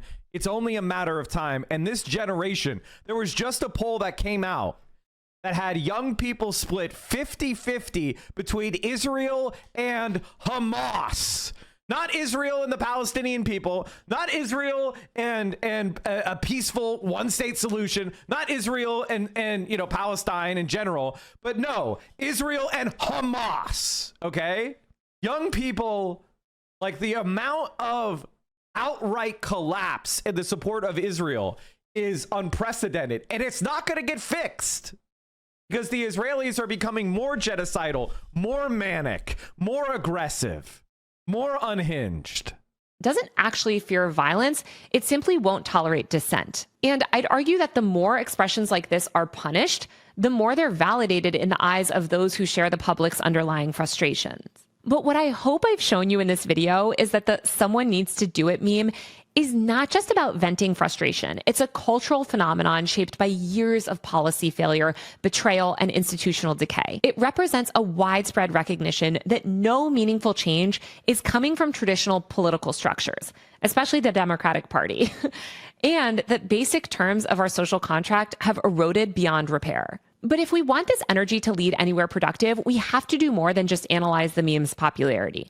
We have to confront the larger question of what now? What should we actually do if nothing's changing? To answer that, we need to talk about the erosion of collective memory. One of the most significant political projects of the last 4 years has been the campaign to make us forget 2020. Forget the mutual aid, forget the federal eviction moratorium, forget the expanded unemployment benefits, forget the free childcare, forget the brief glimpse we had of a government responding to people's needs instead of corporate profits. Forget the spontaneous uprisings. Forget the decentralized care networks. Forget the sense that ordinary people were capable of extraordinary coordination, compassion, and solidarity. This revisionist erasure is essential to ushering in fascism, because if people remembered what was possible, they might demand it again. Instead, we've been fed a steady diet of manufactured moral panic controversies, false normalcy, and an intentional abandonment of public health and labor protections.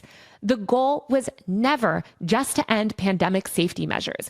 It was to obliterate the idea that a different kind of society had ever been glimpsed. But not everyone forgot, and that's part of why we're seeing the language of frustration grow sharper, darker, and harder to police. These memes are vague and ironic, but the emotion behind them is grief mixed with clarity. People see that the institutions meant to protect us won't, and the politicians meant to represent us don't. I see these memes as collective outrage begging for structure. This brings us to the ultimate challenge. How do we... And that is the most important point, is the structure. And I literally sometimes I just sit alone and I'm reading and I'm pondering to myself, what structure and what goal should we be aiming for? And this is my criticism of Bernie and AOC. They're not giving us structure. Marxists need to convince other leftists to use N95. It's basic survival. My general feeling is that you're creating a subculture. Here's my compromise. I want to create a culture where people wearing masks is considered normal, so that when I want to wear a mask, I can. I don't want to have a society where you're not a real leftist unless you're doing mask bothering. I don't like mask bothering behavior. At this point, it's just not gonna happen, guys. So you're really just trying to create a subculture at that point. If you want a mask, have at it, Haas. Like, honestly, I'm all in favor of that. And I want to protect your rights. Transform this bubbling outrage into systems that can survive and resist the slow collapse that we're all living through. This is not something we can vote our way out of. Both political parties have shown their willingness to align with fascism, ignore genocide, and abandon the disabled to mass death.